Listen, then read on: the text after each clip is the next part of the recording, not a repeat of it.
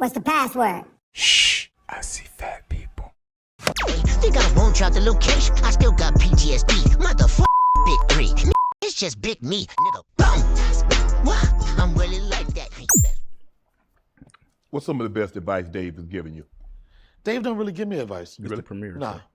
It's still a video. He doesn't really give me advice. Just stay out of trouble. Well, he will say, Dave has told me this, you starting to level up. So as you starting to level up, you gotta be careful Amen. of shit because they will come after you. But he doesn't really, you gotta realize, Dave is the GOAT, right? Mm-hmm. I'm older than Dave, but Dave really has respect for me. Mm-hmm. He has respect for me as a comic, so it's not too much advice you're gonna give him. And when we talk, and like our relationship is not like our relationship, it ain't all about just comedy. Yeah, y'all ain't really talking about, yeah. You know what I'm saying? It's just like Y'all talk about life. people y'all come to me like, yo, I got this check, so I say, I don't even talk to Dave about none of that. Me and Dave talk about family. Mm-hmm. You know what I'm saying? Like our friendship is not just on that screen. We've been in funerals together. We've been in weddings. You know what I'm saying? When I had my first kid, you know what I mean? He saw the excitement that I had on those tour buses and shit like that. So our relationship is not just about that show. It's a real brotherhood. Hold on. You live in Ohio? Mm-hmm. What? You're from the DMV. What made you decide to go to Ohio? I got invited to a Diddy party. No. What? Dave No, I'm lives just in saying. Ohio. No, Dave lives What? in Ohio, but I'm gonna tell you, this is what made me. Like This is that. what made me think about it. During the pandemic, when the whole world was shut down, the whole world was shut down. Nothing was moving in LA. You know what I'm saying? My baby mother was really getting on my nerves, like, and at a very tough time when no. Sadiq Philmon, appreciate the subscription. Welcome to Mr. Brown's neighborhood. It's a pleasure to have you here. Nobody was working. I didn't know what the future of anything was going to be.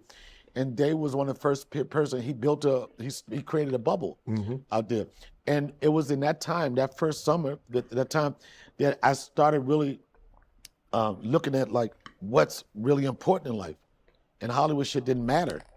You know what I'm saying? It was just like, during the pandemic, if you didn't appreciate the simple things in life, like, you know, being in Hollywood and riding past the playground with no kids there, all that type of shit. If it didn't get to you and realize something else is out there, and I went out there to Yellow Springs, spent some time in the country, I saw how simple that life was, and I got it. I was like, why did anybody need to be in Hollywood now? Did you think you could ever live that simple of a life? Yeah, and the reason why, because my life is so chaotic anyway. I travel so much. I'm all in so many different places. I get my chaos there, but when I go on the elsewhere, home, you want to just want to chill. I want to look in the backyard and see a motherfucking deer. Right. I want to eat some of the shit you used to eat, like possums and Raccoons, turtles and all of that rabbits, crazy squirrel. shit, right? Yeah. And that's what it was. I was like, this is the simple side. And Hollywood is not Hollywood anymore. It used to be a point where the only way you could make it, you had to be in New York or Hollywood. But you're an example of, you ain't got to be in Hollywood to do any of the things that you do. No. You can be wherever you want. That's what digital is. That's what the internet That's what digital digitally is. has done. And then what it also is, you bring it to me. Like I do a podcast, whatever, I'm building the numbers on that, but I'm like, eventually I'm gonna get that to a point where, you know what, I don't gotta work as hard as whatever, I better do that. But it was the simple life, it was that simple part of it. And then after doing it for over 30 years, it ain't too much shit that I haven't already done. Experience that you on the wild side. So, you know, I know different birds and shit now. Blue jays and canaries and shit like that. And I appreciate that shit now. Cardinal. That's what's up. That's what's up.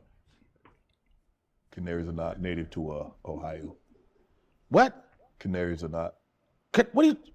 Cardinals. That's the red bird. Oh, you a bird now? That's our bird. Oh, this Mr. Do everything. That's our bird. Not nobody Cardinal. knew what bird I was talking about. Comment you in had the to take it to comments the if y'all origin know of the what- bird. what Okay, bird. I grew up I was around a great member of the birds. Audubon Society. I grew up Cardinal on great is- birds. They was what all state great. bird it is? Pigeons. They go. A canary, cardinal couldn't even make it in D.C. They get jumped. You ever seen a colorful bird in Brooklyn? Never. All gray birds. Let me ask you this. Yeah. You got some money. When you first got some good money, some decent money. Not when you know. I mean, obviously, any money you was making probably was a little bit more than you was making in the DMV. But when you got a good chunk of money, what did Donnell do? Pay back all the I owed. No, my mom.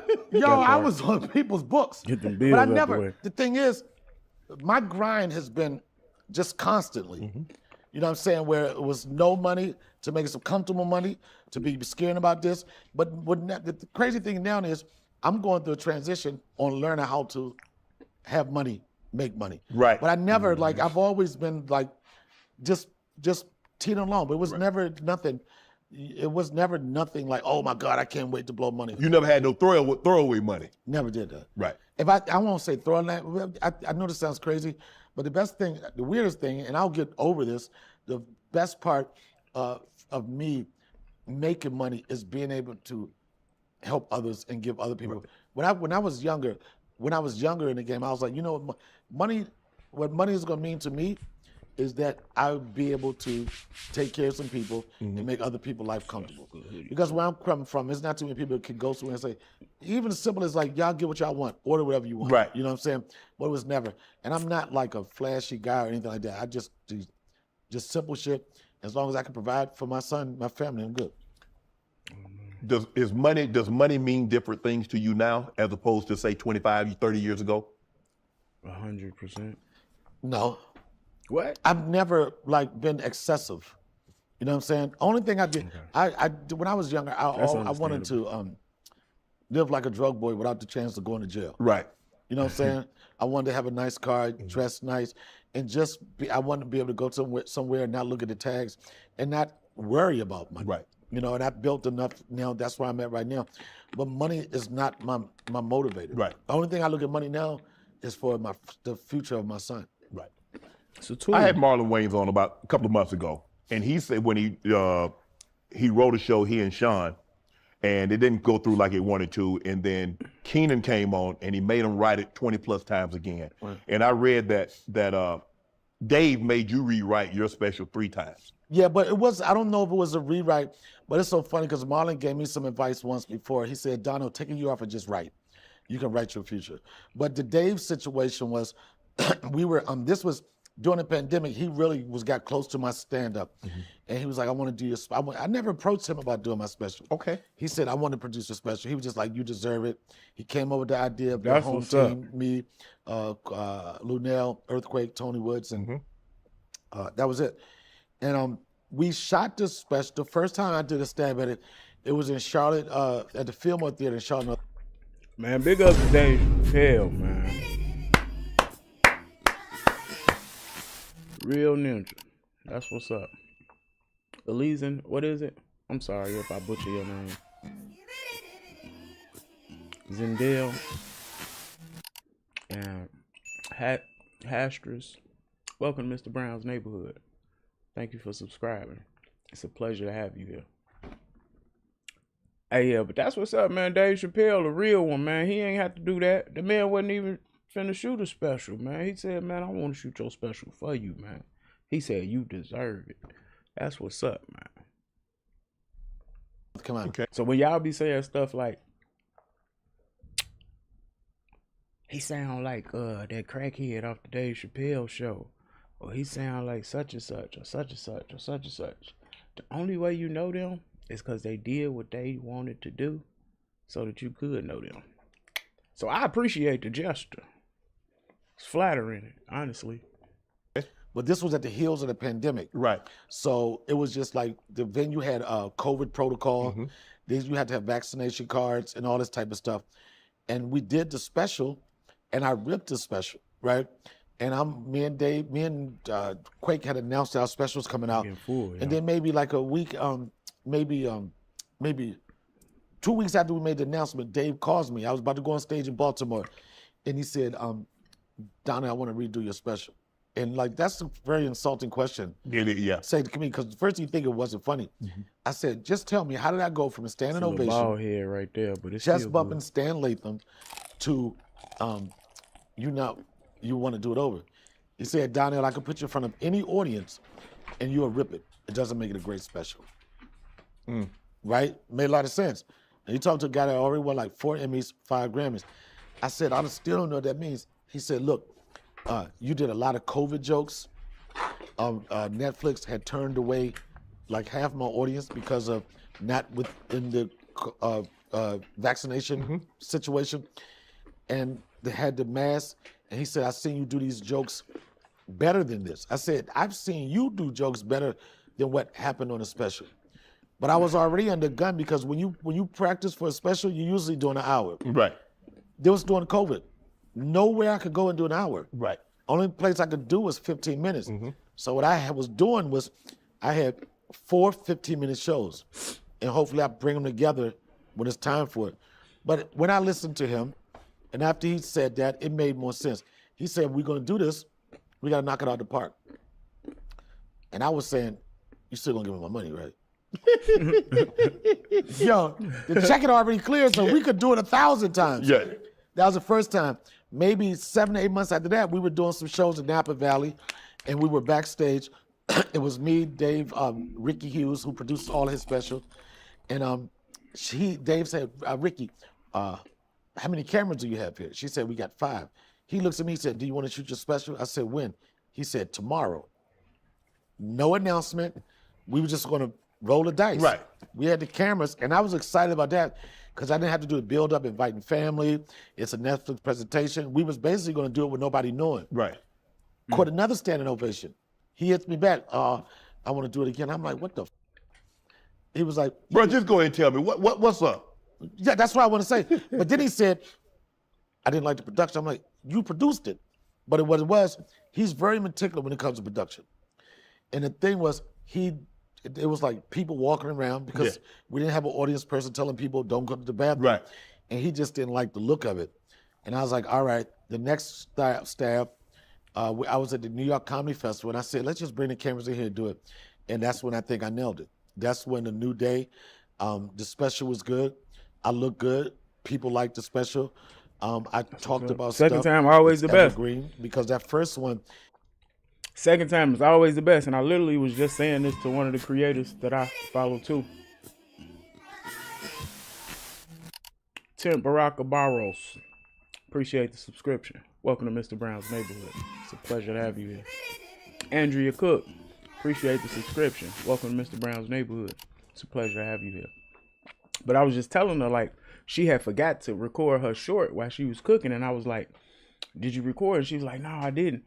And she had messed up the sound. It was the sound that was messed up at first. And I was like, well, the second time is always best. When you mess up the first time and you try it again, you cover some pieces that you didn't know you missed the first time. And then it gives you a chance to perfect what you seen the first time that you could have made better this time. So a lot of times you got to start over. Yeah, it ain't that bad. You'll be okay. It's just something wasn't right. And you started over for a reason. So take that start over and run with it, because it's going to be greater the next time. Like, for real, for real. I ain't just saying this. This for real. And this happened to me all the time, especially with YouTube Shorts.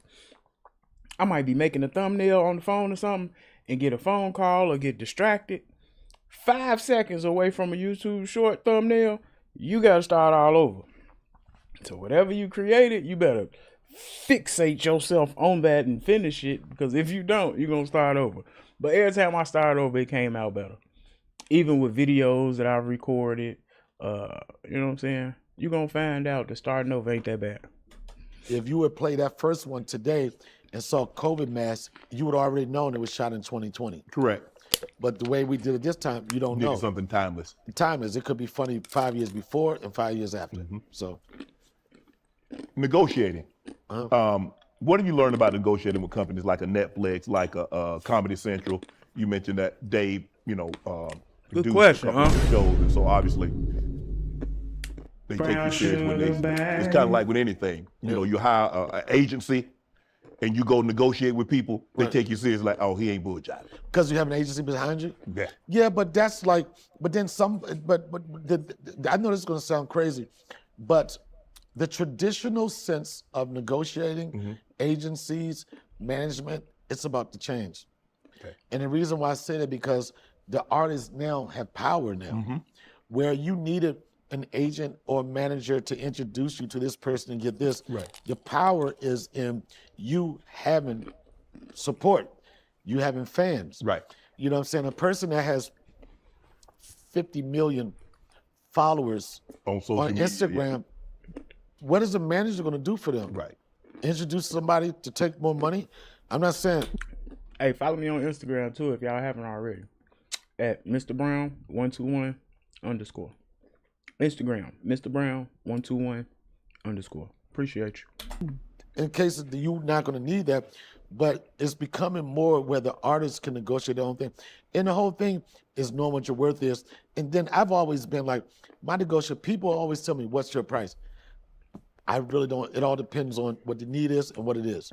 And I've never been a person that try to just hit you in the head. I try to build relationships with people for a long time, not for just one shot. But look, definitely try to build relationships, but get your money. Because people don't care about that relationship. They care about that moment and what you could do for them in that moment. So make sure you get yourself taken care of. The first rule of life is self-preservation. Take care of yourself first. You can be nice. You can do something not free, but with contingencies, with some type of stipulations. But don't be no fool. Don't do nothing for free. But for sure, build relationships. But be aware of the relationships you building. You feel me? We here? All right. Brown sugar bag. Dave did the Netflix special, and he caught a lot of flack for the transgender joke. So we ain't got no non-Dave questions? Yeah, just one more.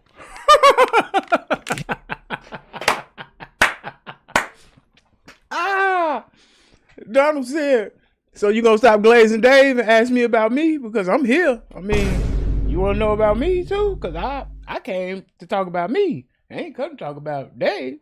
What are you talking about? He's able to tell. Can I call Dave, tell this nigga to come and do this interview? I'll reach out. That's why I'm here. That boy's stupid. Yeah, that's why I'm here. He's like, man, who the next nigga that was on the show? You know, you know Dave. No. The transgender joke.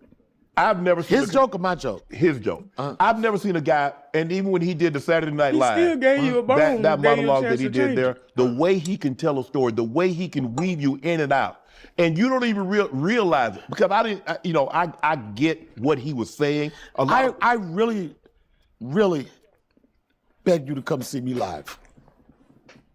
Where you gonna be at? I'll let you know. But go ahead, continue with Dave again.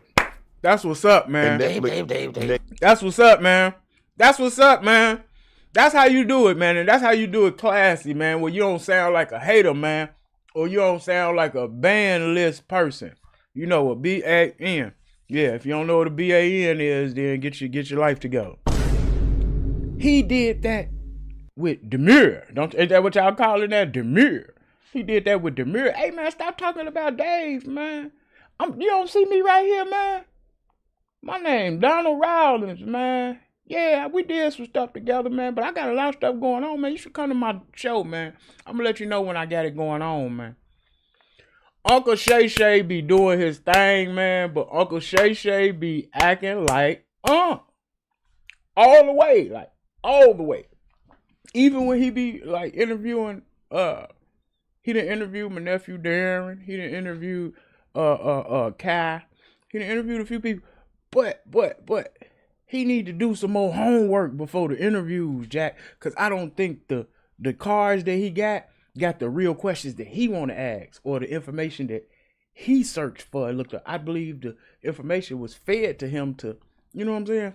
So he asked the questions. Just it ain't everything. Everybody don't want to hear that. That's what you wanted to hear, Unc. But they wanted to hear because they put them on the cards, and you just playing your part.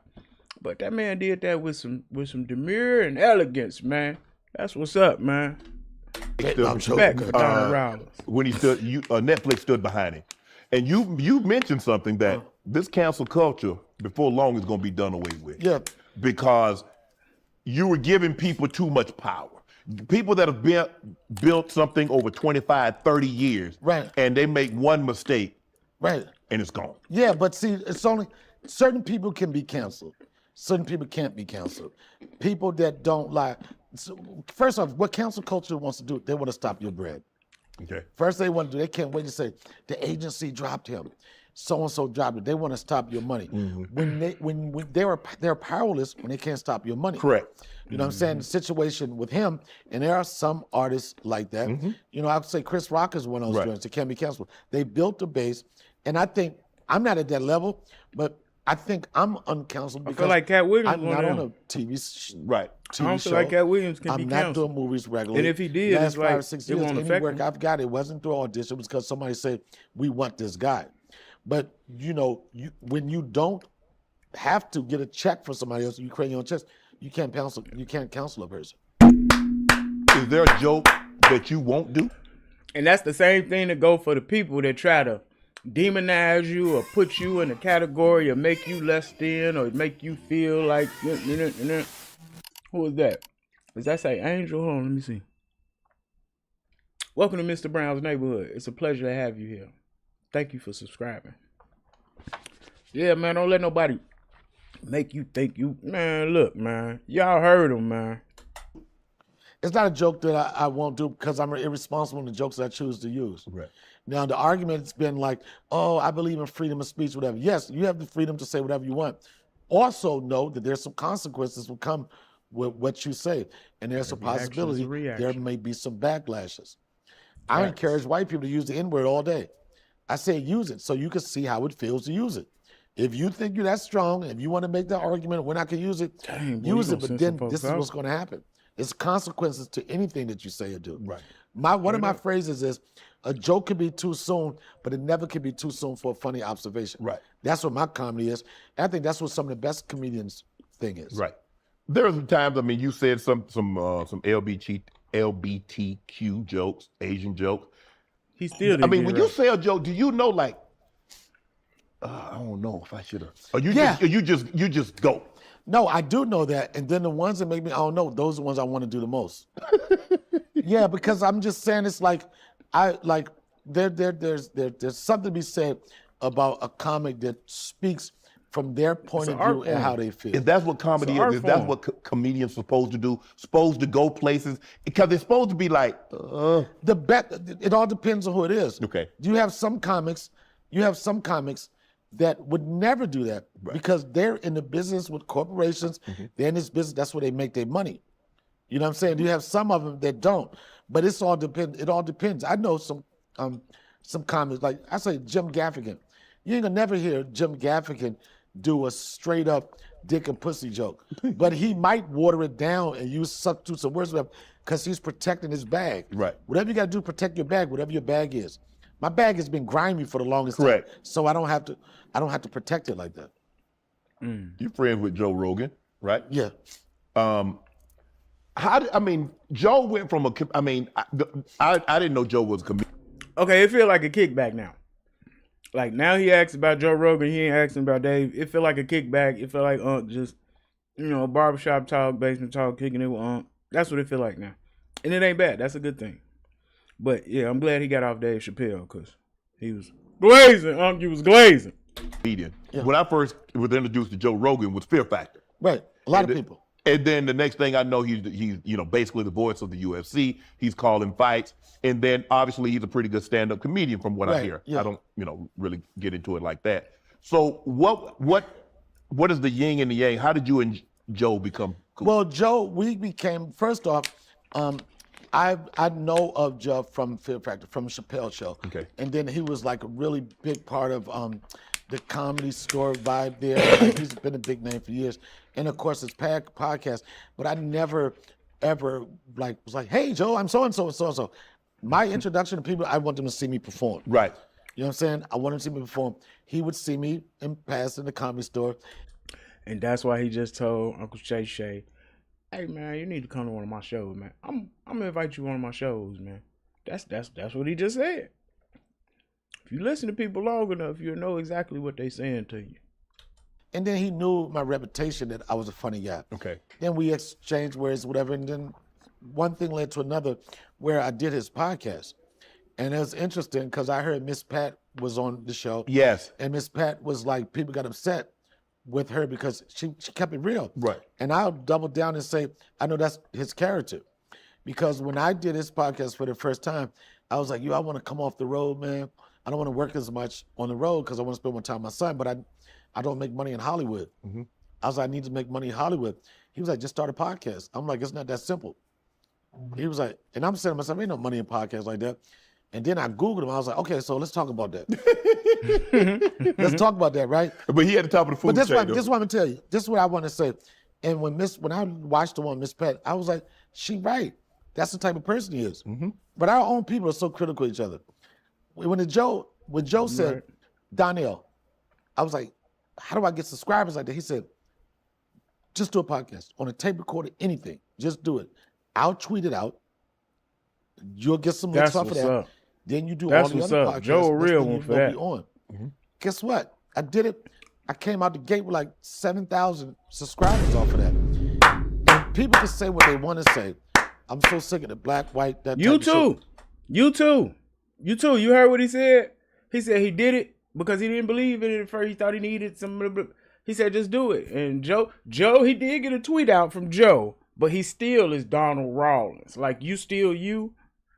You still know people, and there's people that still know you. Like, what you waiting for? Ain't gonna never be a perfect time. Now is the perfect time. Today, when you woke up and you looking at this your message. Yep, sure is. Yep. Brown sugar bag.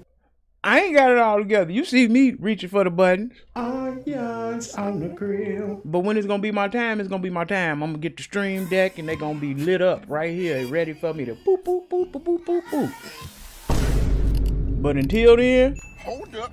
Wait a minute. Something ain't right. and that's gonna always be. It's always gonna be like that. Something gonna always not be right. Okay? But it's up to you to fix it. All right?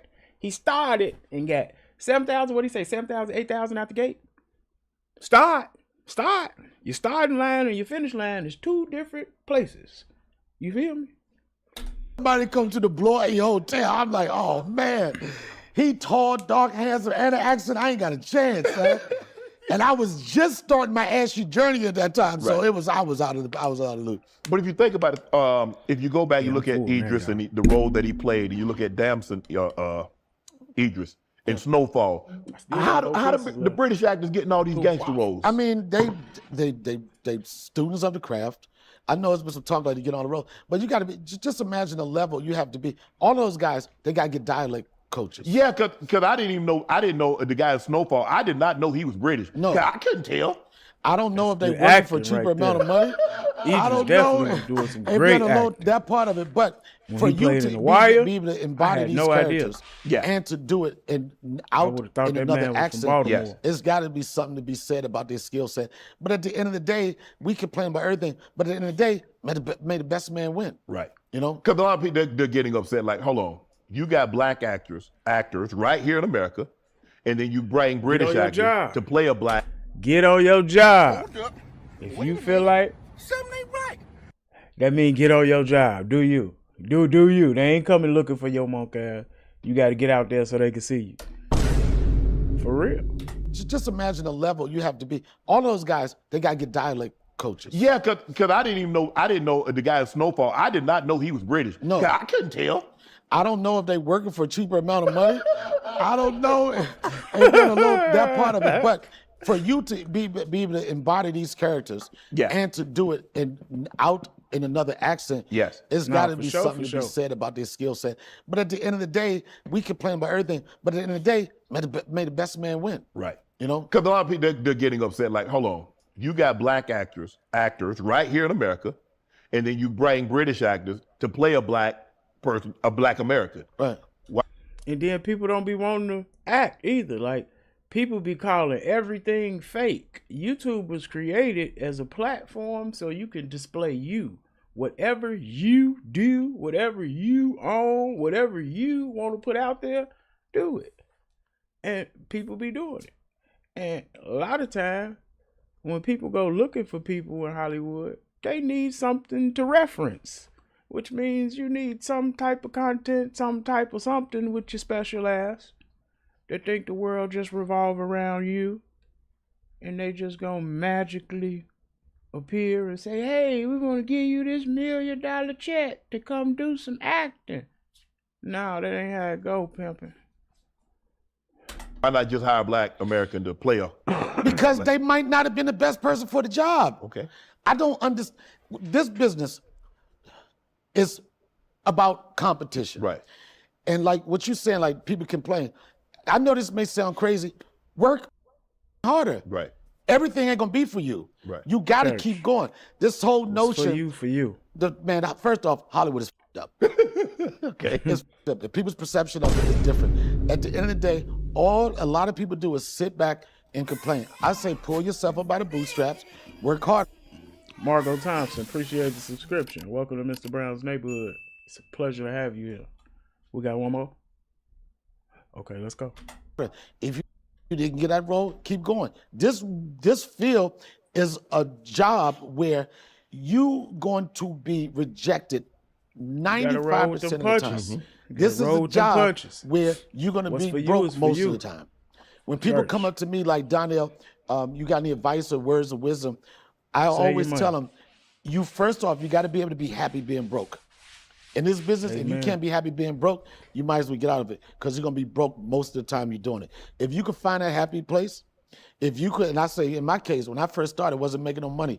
When I would do a gig for $30 and get a 5-pound bag of potatoes, some bologna, some cheese, and some eggs, I'm like, I got food for the rest of the week.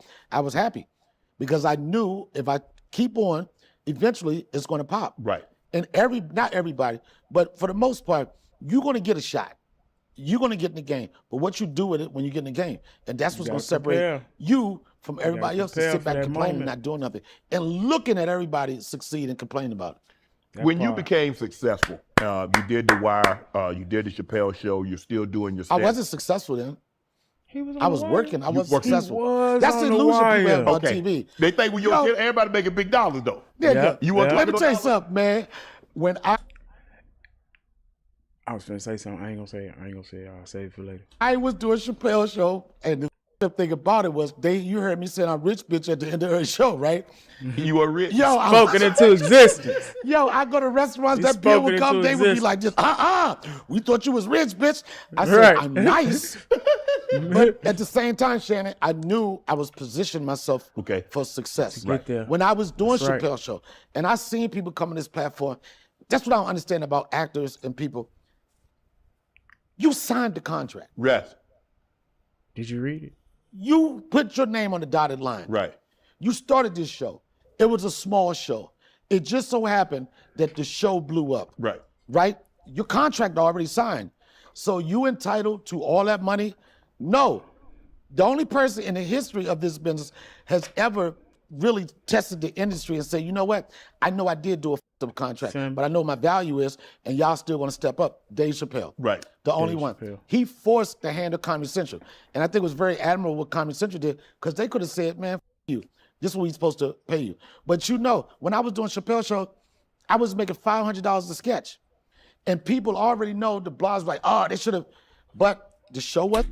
Ashley Larry was only getting $500 a skit. And you know what? I'm not gonna even act like it's surprising. It's just surprising because of the level and the assumption and belief that when you see Hollywood, when you see big screen, when you see it on network television, we assume that the person is rich. We assume that the person has made it. We definitely assume that they getting paid more than $500 an episode, for sure. For sure. But now understanding, like doing skits and doing advertisement for companies and understanding people's budgets and stuff like that, I can believe it. Hell, the people from Friday didn't get nothing for real. Them checks, I think they got, what'd he say? John Witherspoon say he got $5,000 or something like that? Like, yeah, so man, the stuff that we see is legendary, man. It was a lot of blood, sweat, tears, and lint pockets put into the production of that. So, man, we got to take our hats off to them, get their ass, pass on the back and applause now, because what they went through to make those pieces of art that make us happy and make us laugh, sent them through a lot of shit. Sit through a lot of shit. And man, they say the same thing make you laugh, make you cry. So I guess that's the best way to relate that to that right there, because Lord have mercy. But he right. If you can get in a comfortable place where you happy, not broke, but you happy with what you have, you're going to get a lot more of what you want by being grateful, by being appreciative, by working on you. Like, ain't nobody perfect, and your ass ain't going to get perfect overnight. Trust and believe. Don't even try to attempt it. It's not possible. Established. I knew the best thing I could do, that was just standard. That's what you got as an actor.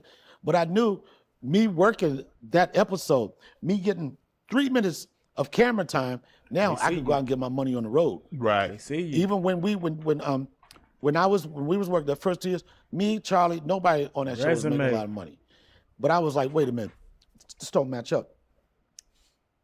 Everywhere we go, we hearing I'm Rick James, bitch, and everything, right? We know we popping, but our bank accounts ain't popping. And I was like, we got to do something. I came up with the idea. Pivot. I said, we need to do a tour. I said, let's do a tour called I'm Rich Bitch Tour, right? And at that time, I forget the name of the agency, but it was a young agent named Mike Berkowitz, right? He was a very young agent. My manager brought to him, I said, I want to do this tour. I see fat people. Charlie's name is popping. It was nowhere you go, you didn't hear Charlie Murphy. He a Murphy. Charlie He was Murphy a Murphy. never did comedy before, which I found very strange to be around all these people, Right. but never tested yourself. So I said, if I He's a want to do gangster. this tour, I'm the first person ever took Charlie Murphy on stage. And I bullied him to do it. Because Charlie, man, is a funny guy, talk a lot of trash. And whenever I wanted to shut him, I was like, yeah, you tough in the streets, but put a microphone in your face and see what happened. I knew he was trying to get some money. Right. He did his first open mic. All I needed him to do was have 10 minutes. Never Bill turn Burr, back. at the time, Bill Burr, and it's no disrespect because you see what happened to Bill Burr's career. At the time, Bill Burr probably was a comedian, was headlining probably $1,000 a weekend. And I'm not saying it no disrespect, but you knew anytime somebody saw Bill Burr, you know he was going to pop. But that's just where he was then. And I said, okay, I get Charlie to do 10 minutes. I bring Bill Burr on the show, and Bill Burr wasn't a draw, but he was a funny act. And I said, we're going to do this tour. Yes, I could put anybody else on the tour, give them a little bit of money. But I said, no, we're going to go get some money, 3-way split. And we did the I'm Rich Bitch tour, and we made probably, at that time in our career, the most money we ever made. But with anything, Charlie started to know what his value was in regard to people wanting to pay to see him. Bill Burr was buzzing. He knew that he was about to take off. But we had to make adjustments. That 500 episode was getting us thousands of dollars on the weekend, and that was at that time, that was the most money any of us have ever seen. Right. Was Bill, was he the first white comic that you that you went on tour with? Yeah.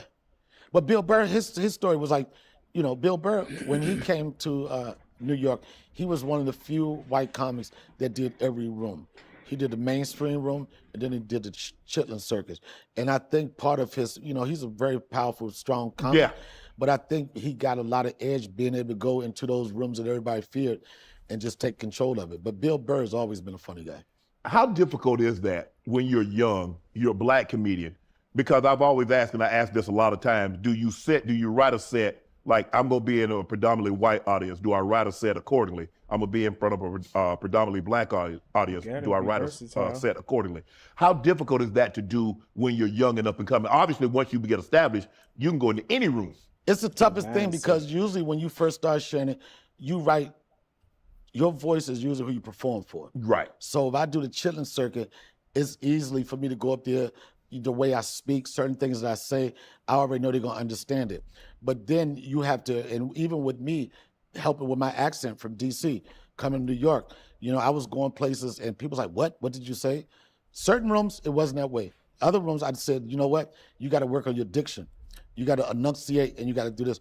But a lot of comics, they get used to one circuit or one side of it and stay with that. But I always knew that I wanted to do more than just the Chitlin Circuit. Right. I wanted to do more than just what the black comics.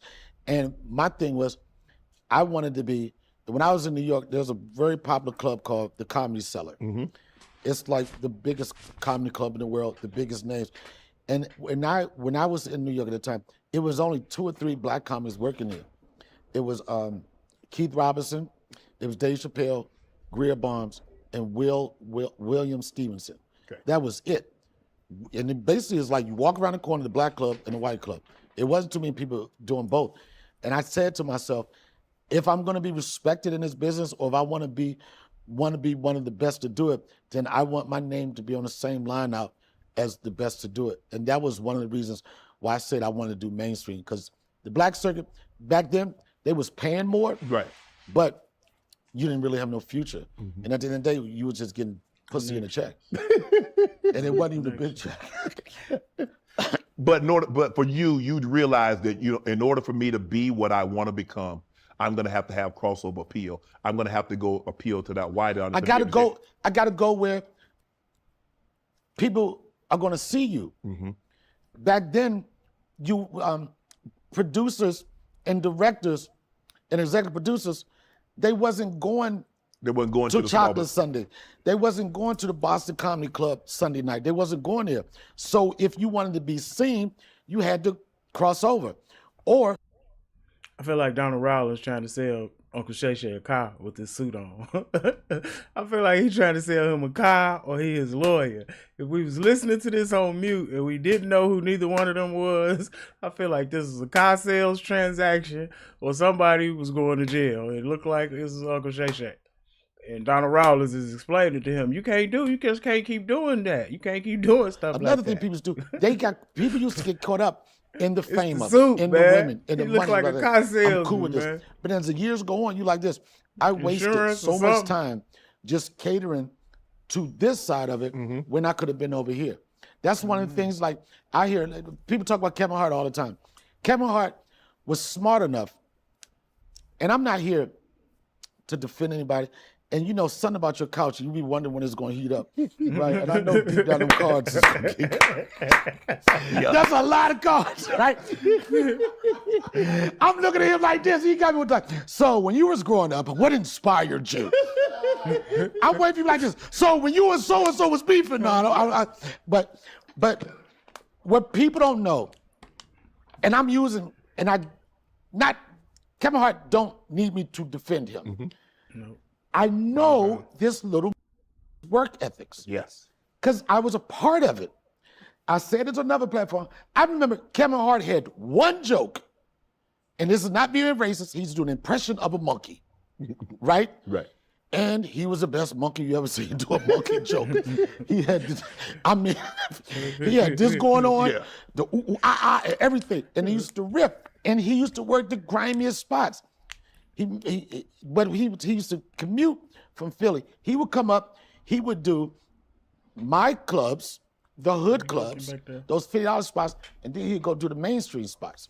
He knew that this is only gonna get me one thing. He had a bigger picture. He knew exactly what he was gonna do. He knew how he was gonna get there. You want representation?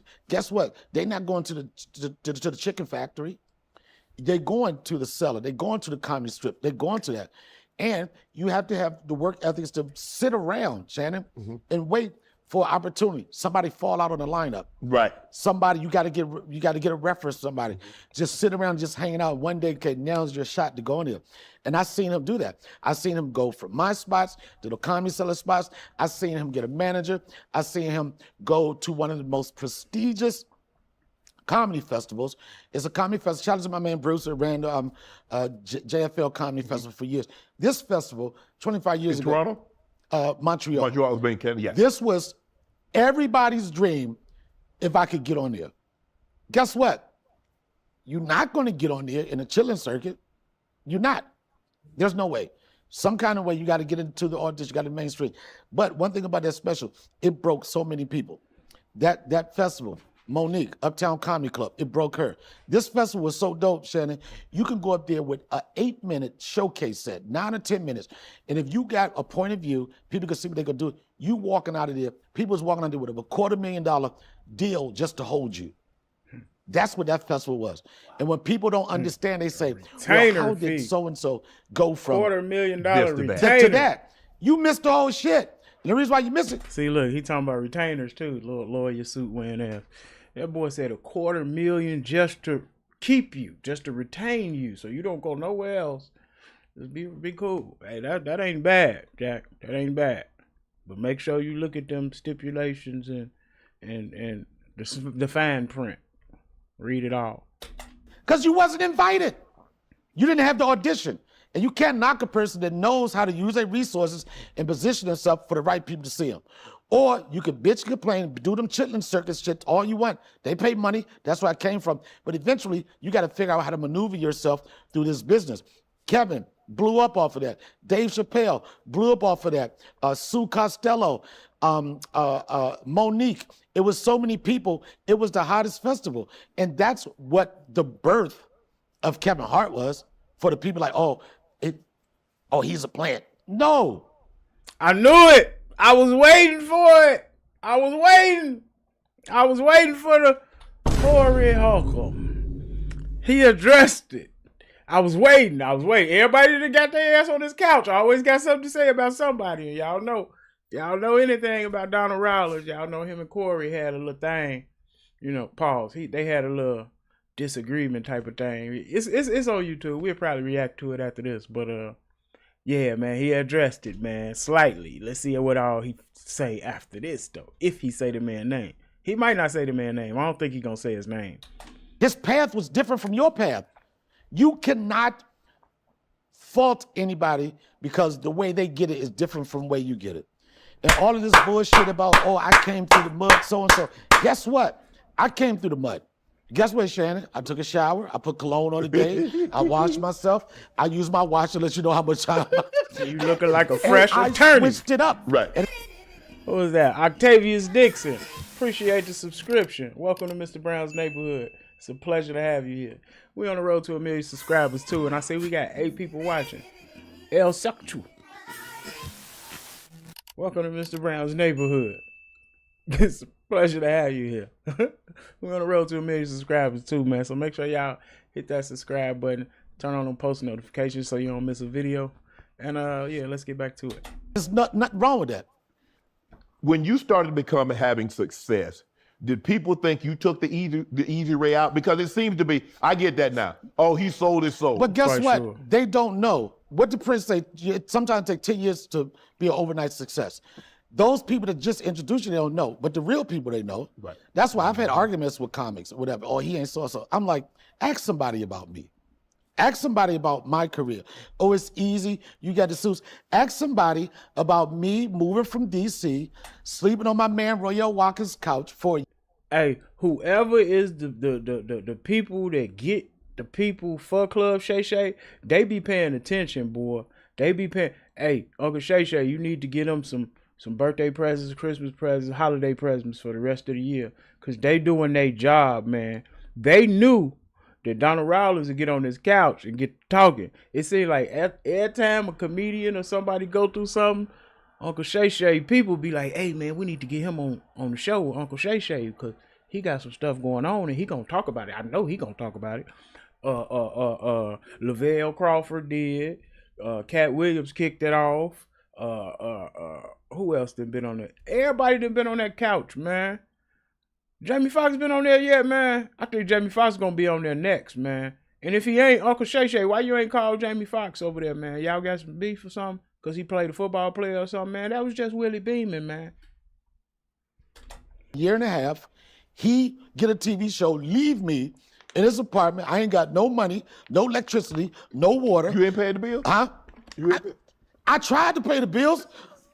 Them $30 shows wasn't getting it. Yo, I had an African landlord too. And he's so sick of me, man. We used to pay him with IO. He was so mad. He said, please, I would pay you to leave. Yo, because it was an area about to be gentrified. He was like, please, no, I don't want nothing. I just want you to leave. I'm talking about a stitcher cord to my man's apartment up top, sliding down, switching that stitcher cord from a hot plate to an iron to a heater. People don't know. Nobody knows your comeback. Hey, I'm saying, ooh, because I think I did that one time in life. For real. Ain't no think, I know. I'm just trying to think where it was. I do that at story time. Y'all remind me of tell my Donnell Rawlings story one day from when I had to use the extension cord from upstairs. Other than the people there. But then at some point, it ain't your job to give a Nope. you know? Because a lot of times all they see is the success, but they never see the struggle.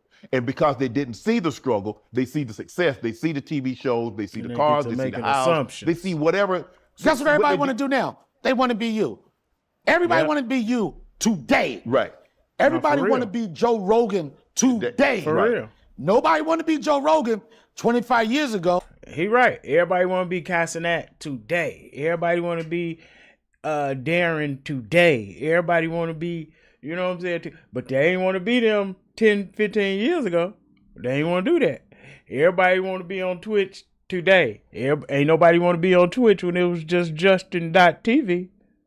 And that's including me. I ain't finna act like, you know what I'm saying? I was on Justin.tv, but I was just watching TV. While y'all was watching all of y'all shows that was coming out from anywhere from 1990 to 2024. I was on the internet watching TV. I don't watch regularly scheduled programming. I don't. It's going to be regularly scheduled when I click it.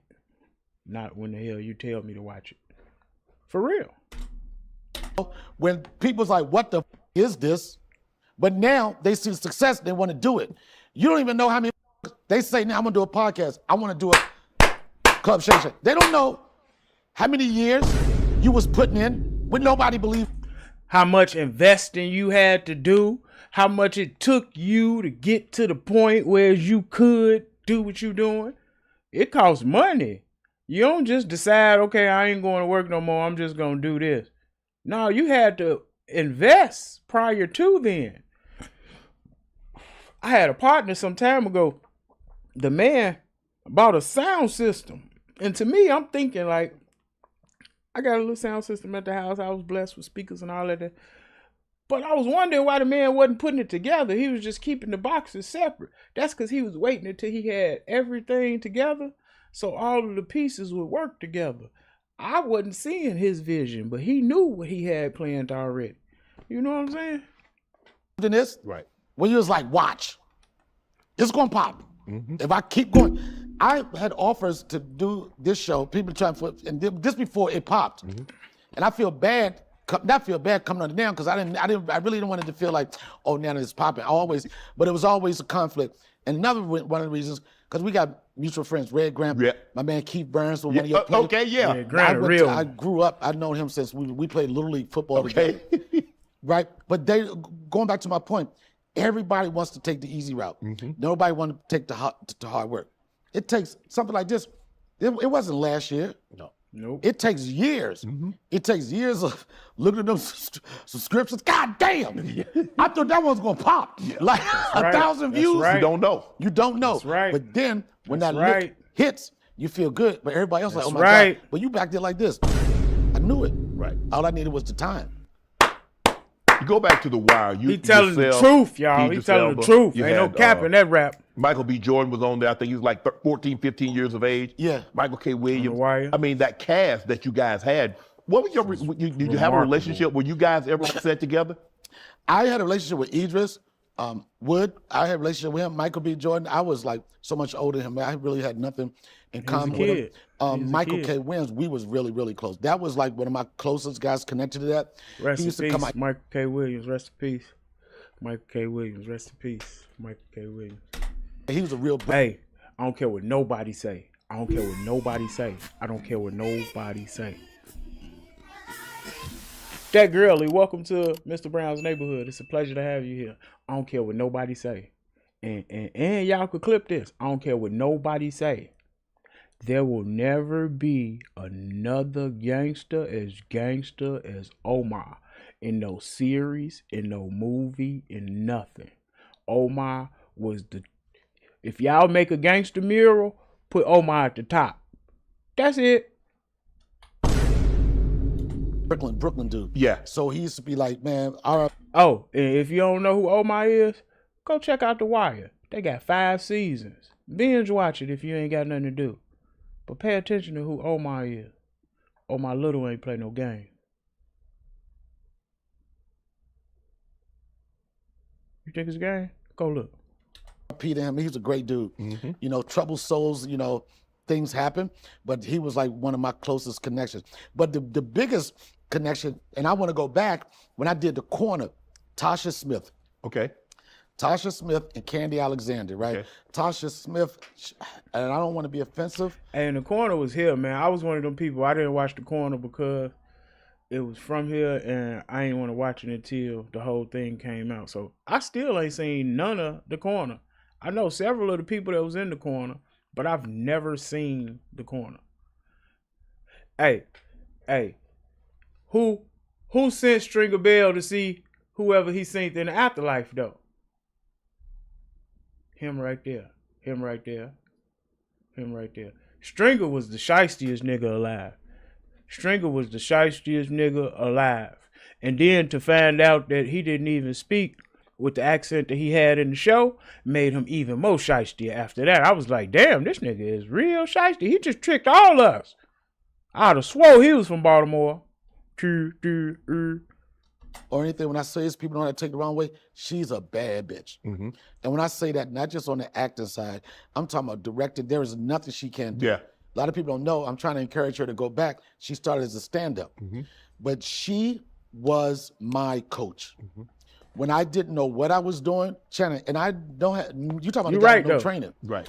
Like I if you can see certain pictures and you know like certain videos and shit, you know that it's made by certain, you know, like I knew it was probably a Wire type of feeling, but Chicago, but I just never got into it. But you can see that artistic, I took humanities in college too, so yeah, they showed me how to not be quiet doing the movie. And once I learned, I couldn't see movies no other way. She used to pull me to the side, read my lines with me.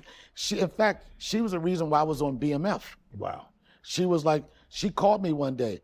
You know how certain people call you, you know it's a money phone call, right? And I was getting dressed for another thing. It was for Winning Time, the HBO show about the Laker dynasty. Yeah. And I'm all happy. I'm like, I'm working, and I get a call for her. I'm like, I ain't got time to answer this call. I'm getting dressed, right? As soon as I picked the phone up, because she said, when I call, you better answer that goddamn phone. I'm with 50 right now. I'm with Randy. Randy was the creator. Real. And she basically, I don't know if y'all got people in y'all life like that, but you heard what he said when what he said. She said when he answered the phone, she said MF'er. When I call, you better answer that MF'ing phone. Now I know some people will call your phone like that and you'll hang up. But guess what? You're gonna miss out on a blessing, and you ain't understand that it was a little bit more behind them words than aggression. They ain't want to make you feel no type of way. They was just using the word, cause what Bernie Mac called it's a noun. It describes a person, place, or thing.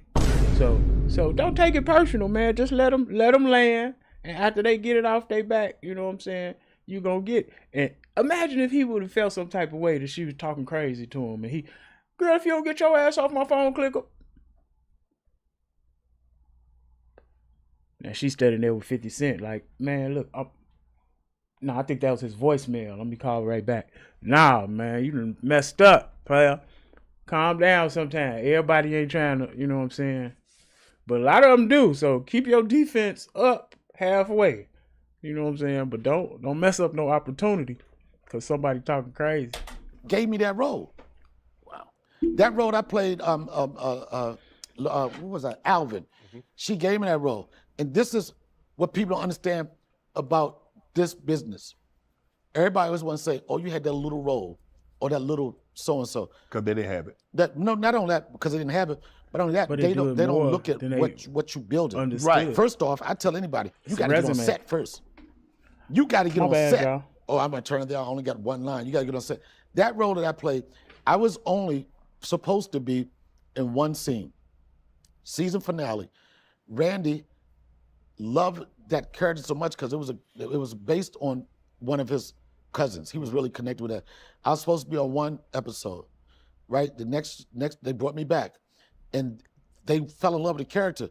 They brought me back for another episode, another episode where it went through that second season. That's them I writers. think I was in That's them writers. 7. Them writers out of can the- write out you of the- in out of the 10. anything. And that's because I took that. That's why I respect corporate. If y'all don't know who corporate is, man, do your homework, man, and come on over to the Black Chicago Be Like side of YouTube.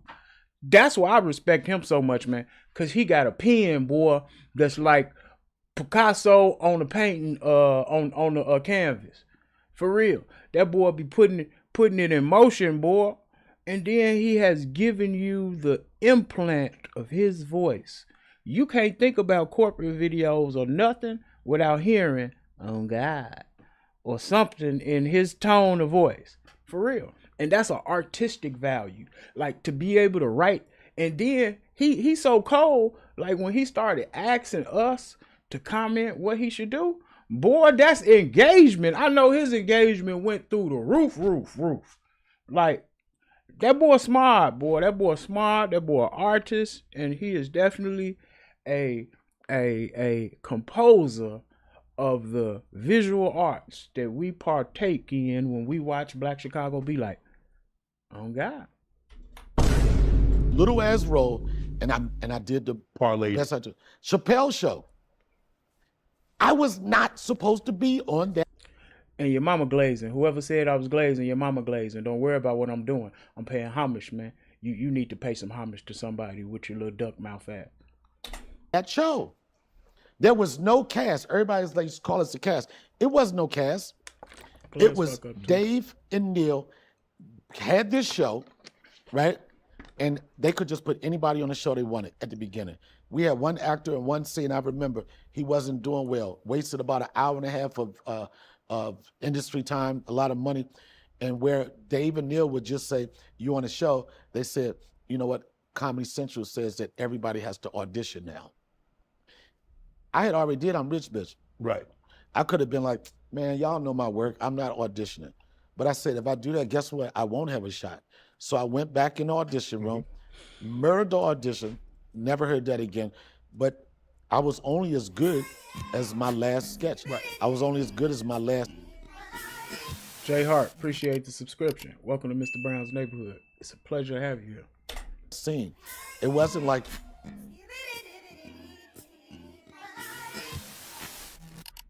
Jeremy Mangrum, welcome to Mr. Brown's Neighborhood. It's a pleasure to have you here.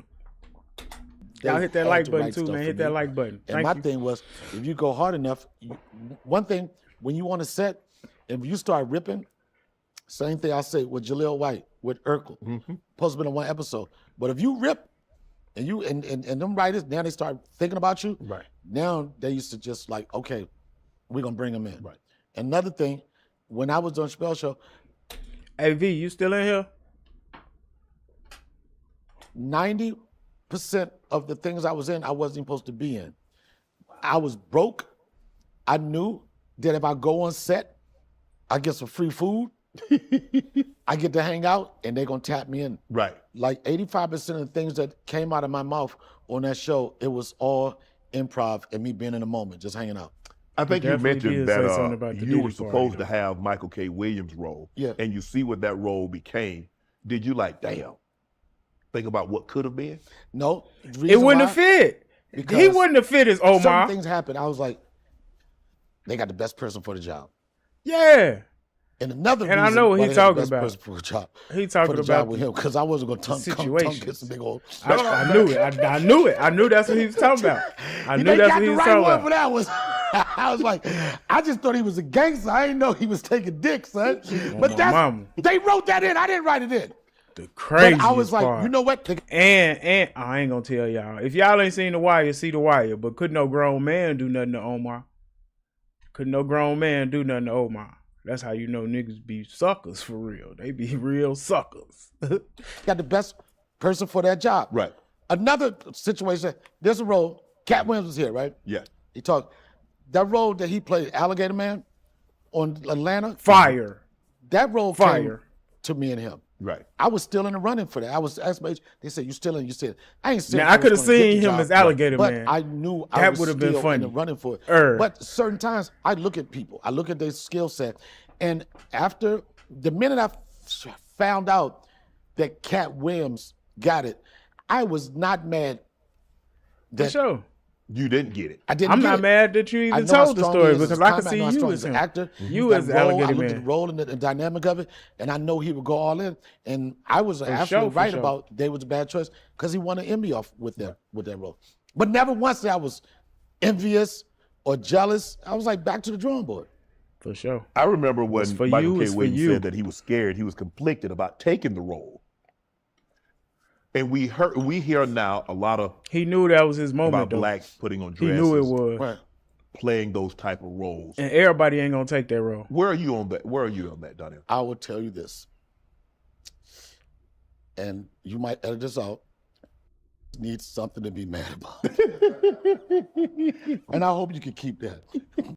I'm not happy unless they mad about something. Right. How many? He right. It's He right. rich, bitter out He here. right. They got everything. Still have something to be mad about. Yeah. You can make that argument, oh, the demasculation of a man, whatever. Right. You know who you are. Right. And really, the reason why that's so stupid to me, Flip Wilson. One of Geraldine. Flip Wilson. All right. This motherfucker wore a dress. Right. Guess what? He was owner of his show. Right. He was executive producer, and he knew who he was, and he knew it was a character. And I'll tell you another thing. They always talk about this dress shit, right? I'm gonna tell you when I was like, and I'm not saying, I know they be like, oh, that means he would put a dress on. Out of here. Ving Rhames played Holiday Heart, Right. right? Wow. Transgender, I hope I'm getting it right. That's Character, right, Holiday that's Heart, right? And I ain't gonna need auditioned for lie. that role. When I seen Miss Netta, I felt like the government was playing off of that role right there. I ain't gonna lie. I'm gonna keep it 100 with y'all. When I seen Miss Netta, I thought the government was on bullshit and they was on some copy and paste shit. Like, what y'all doing, man? When I seen Miss Netta, all I seen was Ving Rhames, man. That ain't no slight to you, Miss Netta. Shout out to you and your plates. The food be good that you be cooking for Childs. I see everything. Just stay over there. But that's what I thought, man. We don't believe it's real until we see that it's real. But okay, I know y'all real, but I thought that was Ving Rhames, man. I ain't gonna lie to you. It's you. What was the line? So you are the bitches. It was because of you bitches that this bitch has been ignoring me for months. I remember that was part of the line, right? It was a dress. All right, whoever wants to say it's dress, go say something to Ving Rhames about wearing the dress. You ain't gonna do it. And what people don't understand is like, this is an art. Black, Right. Incredible This is art. Hulk. Now, I'm not saying this for everybody. I'm not saying this for me. But I'm gonna tell you when it hit me, when I was like, man, who give a about what people say? I was doing an episode of Wild 'N That's Out. the realest thing ever. Who Pull up give to a Tyler about Perry what people Studios. say? Military base. You been there? I haven't been there, but I know where it's supposed to be. Wait for you to go up in there. East side of the studio. Come on, man. Don't You stop drive through that shit. You go down, make a right. Harry Belafonte Studios. My Oprah bad, Winfrey y'all. I don't know Studios. what happened, man. Sidney Poitier Studios. Hard drive And I got look back, I tweaking was or like, something, man. from a dress? From a dress? Right. I was like, I'm a size 8.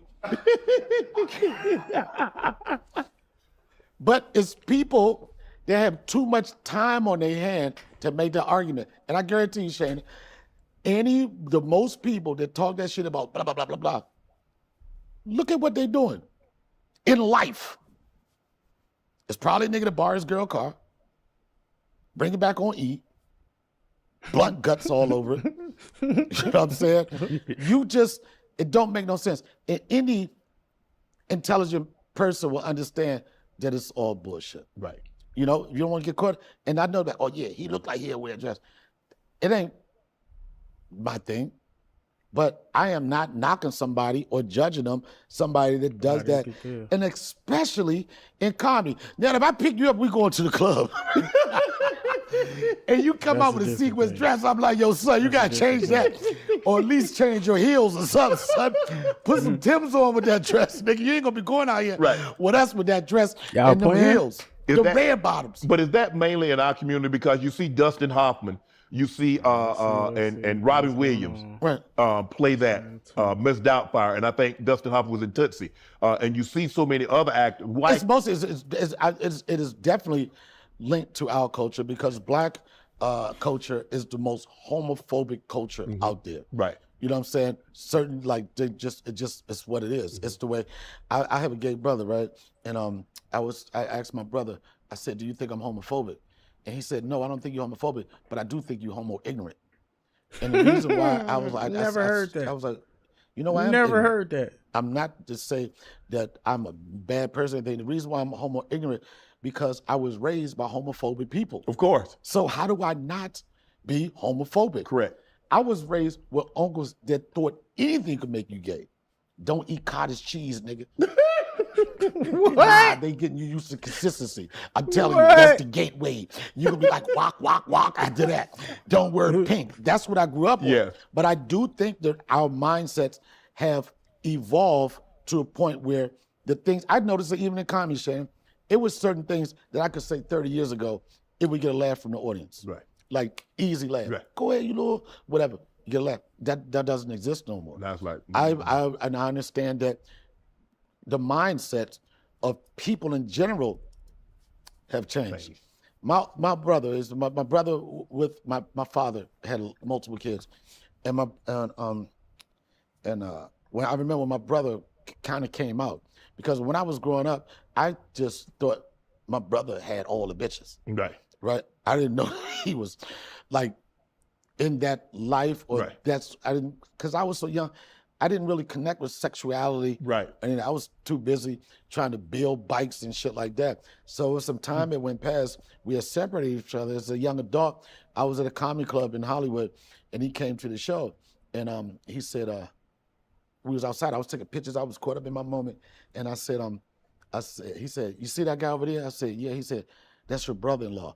But my father has so many kids, I thought he was introducing me to another brother. I'm like, man, I ain't got time for no more brothers, no more sisters. It didn't hit me till later on. I went home, I said, oh shit, I think my brother just told me he was gay. Right. I called my father. My father, I'm talking about a straight street dude, heroin kingpin in DC, whatever, like pool hall guy, straight. And I said, Dad, I think Chucky just told me he was gay. And my father said, man, I knew what he was up to. Like being gay was up to something. Like going around the bushes, right? He said, I knew what he's up to. And this is when I said, the way people think in their mind is evolved. And for my father to make this statement right here, it means a lot to a person's character. He said, I knew what he was up to, but he said, he was speaking on my brother's boyfriend. He said, man, but that's a good nigga. Right. Right in that moment. And I knew that my father cared more about the character and the guy that my brother chose to be in love with than what anybody else can think. And I do think that mindsets have changed so much when it comes to that. Right. Let me ask you this. The Chappelle Show. How did that come about? The Chappelle Show right came back to about. Chappelle, man. Were you friends with Chappelle before the show? Yeah, Did you know? Yeah, I knew him, but we knew of each other. Okay. Like going back to your question about the DC thing. Yeah. It's one thing about being a comic from DC. You always looked at the people that were before you and what moves they made. The first thing when you come from DC, the first sign that you really going for it when you moved. Right. You got to leave DC. You got to leave. It's not like now you be on the internet, you could be anywhere. Right. You had to go to New York or LA. So, and when I came out the gate, Shannon, when I tell you, first time I ever touched the microphone, I got a standing ovation. Wow. I was doing comedy for 5 months and I made Def Comedy Jam. I was on fire. And Dave, this is on record, Dave telling this story. Somebody asked Dave, at my 50th birthday, they asked Dave, Chris Spencer asked Dave, he said, where'd you meet Donnell? He said, I'm gonna tell you where I first met Donnell. He said, when I used to be in DC, he said, I was the guy. And I would leave, I would be in New York, I would come home, and I would always ask, who's the up and coming, who's smoking? And Dave said it was always the regular names, Fat Doctor, Andy Evans. But the owner, Barbara, RIP, rest her soul, she said, Dave, but there's this one guy named Donnell Rawlings that's on fire. And Dave, the competitive nature he is, he said, that nigga. And then when somebody asked me, when I asked that same question, I said, who is popping? Who's got it smoking? They was like, Dave Chappelle. I was like, so what's so nice about him? It's like, he's smart, you know, he's animated, he's a good actor. They said all this shit. And I was like, I felt the same thing. I was like, man, fuck him. It was like a healthy competition. So we knew of each other. But my connection with Chappelle Show, it was Neil Brennan. Neil Brennan was a producer or an assistant for In Living Color when they were going out scouting talent. And he had me on a couple of audition tapes. And Neil Brennan and Dave had already wrote Half Baked, right? But the thing was, when they did that, Neil was popping as a writer. I think he sold 2 or 3 scripts to Hollywood, but his work wasn't being produced. It wasn't getting greenlit. He was getting the money, but he wasn't getting the green light. So he wanted to direct.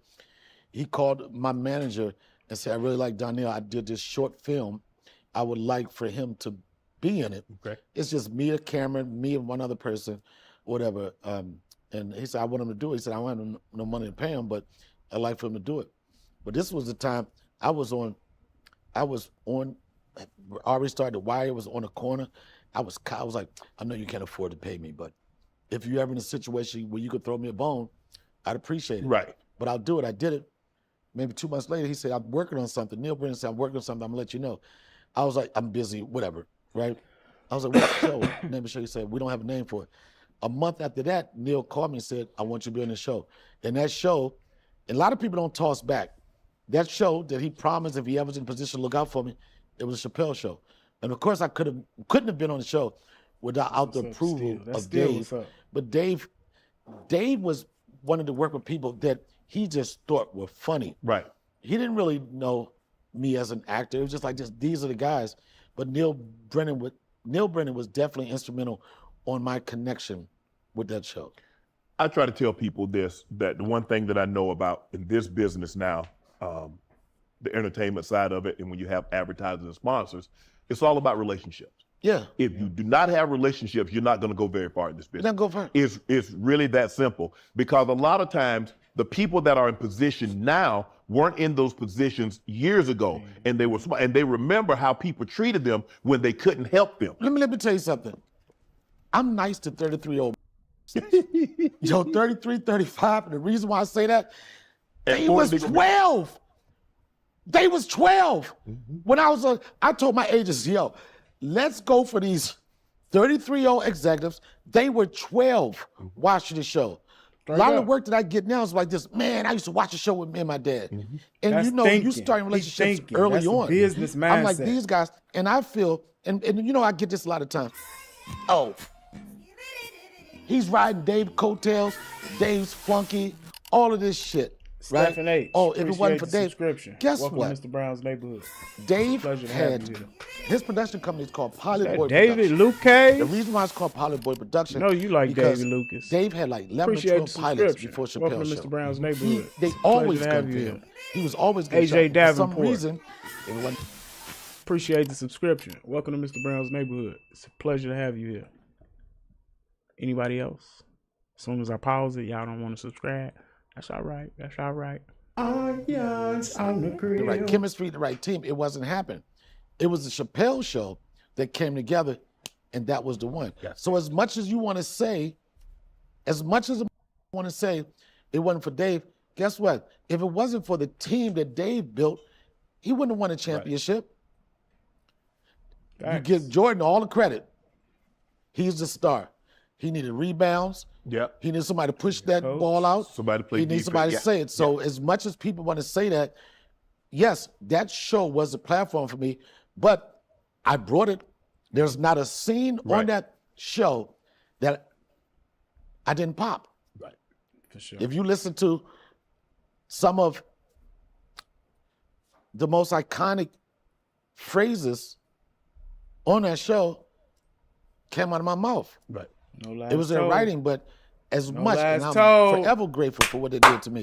But I know that I wasn't a bum. Right. I put in work. You carried your weight. And I always tell people, if you look at, I say my career is, if you want to compare it to anything, and I go to hip hop artists, Busta Rhymes.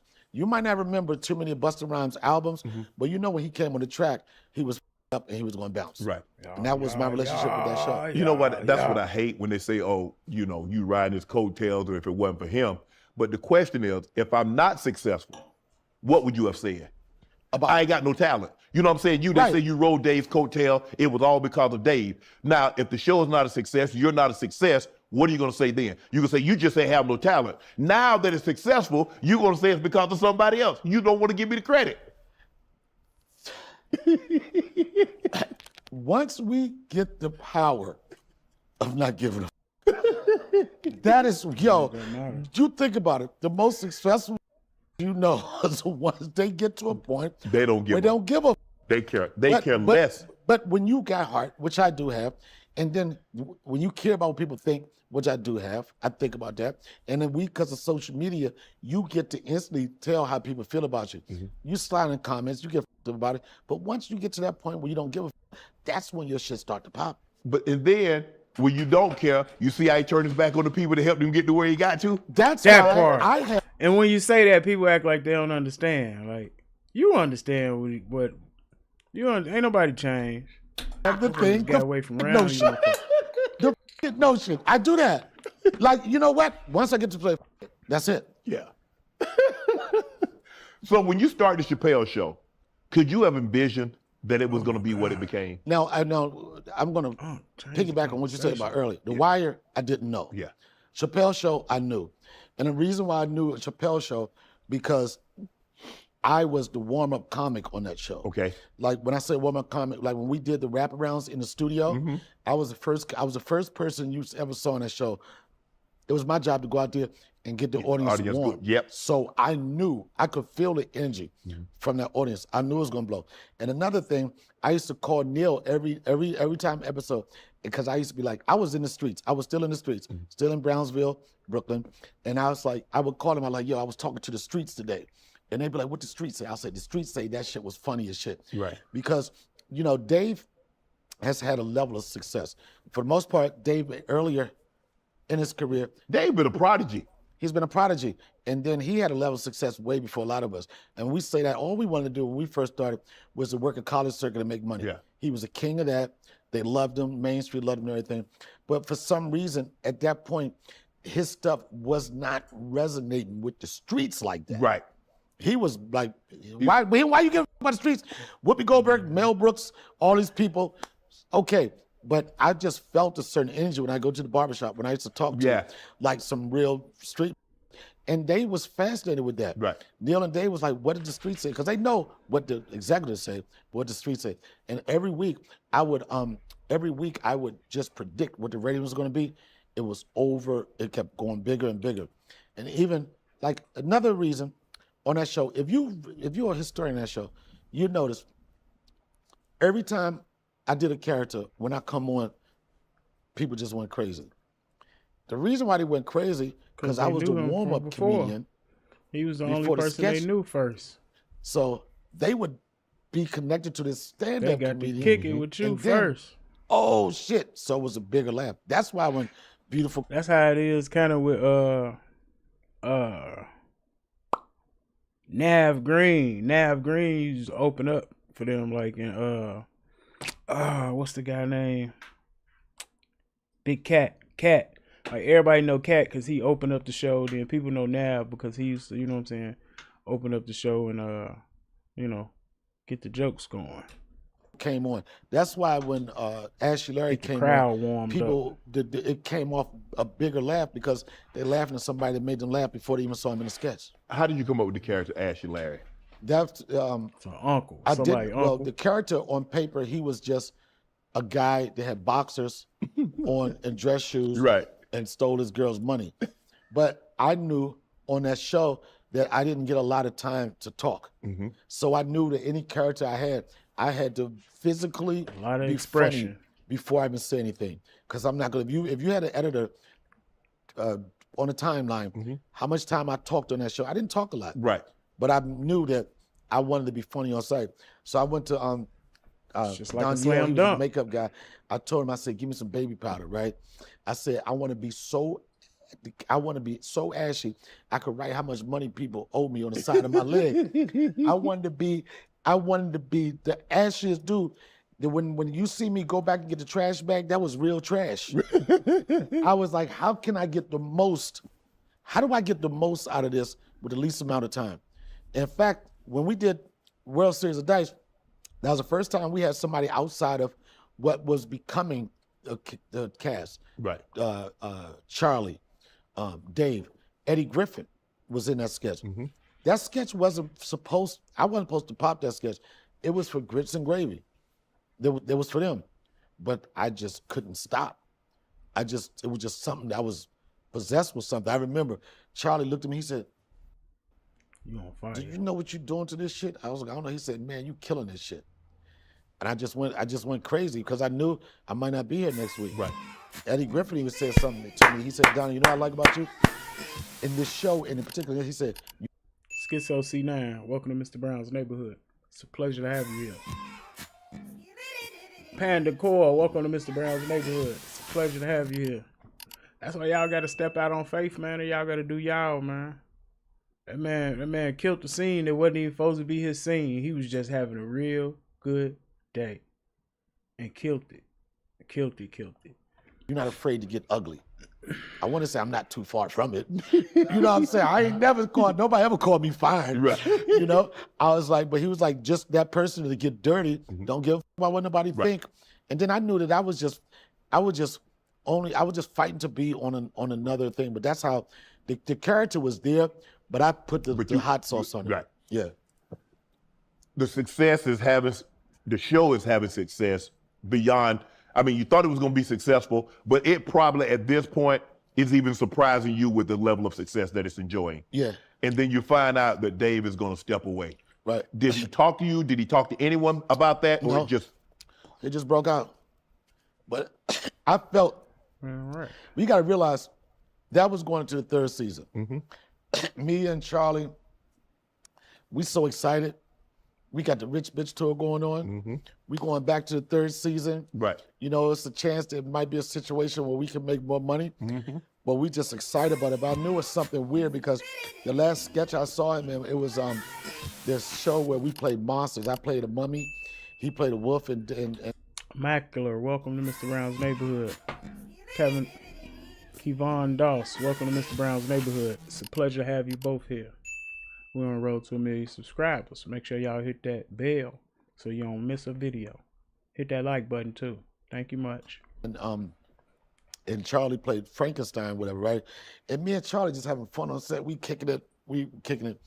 And I saw Dave, he was a werewolf. And he was just looking like in the air, and he said, "I guess 50 million is not enough." And I would look at him like, "Who you talking to? 50 million not enough. I take the zero. You can take 3 more to milk zeros off. I'm good with it." And I didn't know that what was troubling, but that was just for somebody that's still coming up, not used to having no big money or anything. I was like, I don't even understand how anybody can say, "I guess 50 million is not enough." I didn't understand that. And then he disappeared. Not communicate. What could they have possibly wanted from him? Like, what was it? Because he came back. We didn't get another Chappelle show, but he slid back. I got to listen to that again because it was a little impactful. Understand how anybody, me, still coming up. But that said, we so excited. We got the Rich Bitch Tour going on. We going back to the third season. Right. You know, it's a chance that it might be a situation where we can make more money. But we just excited about it. But I knew it was something weird because the last sketch I saw him in, it was this show where we played monsters. I played a mummy. He played a wolf and Charlie played Frankenstein, whatever, right? And me and Charlie just having fun on set. I remember that skit. Kicking it. And I saw Dave, he was a werewolf. And he was just looking like in the air, and he said, "I guess 50 million is not enough." And I would look at him like, "Who you talking to? 50 million not enough. I take the zero. You can take 3 more to milk zeros off. I'm good with it." And I didn't know that what was troubling, but that was just for somebody that's still coming up, not used to having no big money or anything. I was like, I don't even understand how anybody can say, "I guess 50 million is not enough." I didn't understand that. And then he disappeared. That's crazy. Not communicate with me. But you got to also realize when we was doing the show, me and Dave weren't the best of buddies. I try to keep my relationship, be co-workers. I don't want to be all like, "Hey." But Hold on, y'all. I'll be right back. Hey, that's crazy. That's crazy. Like, after all this time to hear that was the story that happened from his behalf right before Dave Chappelle went to Africa, and everybody was saying Dave Chappelle had lost his mind, or he in rehab in Africa and all of that. Be right back, y'all.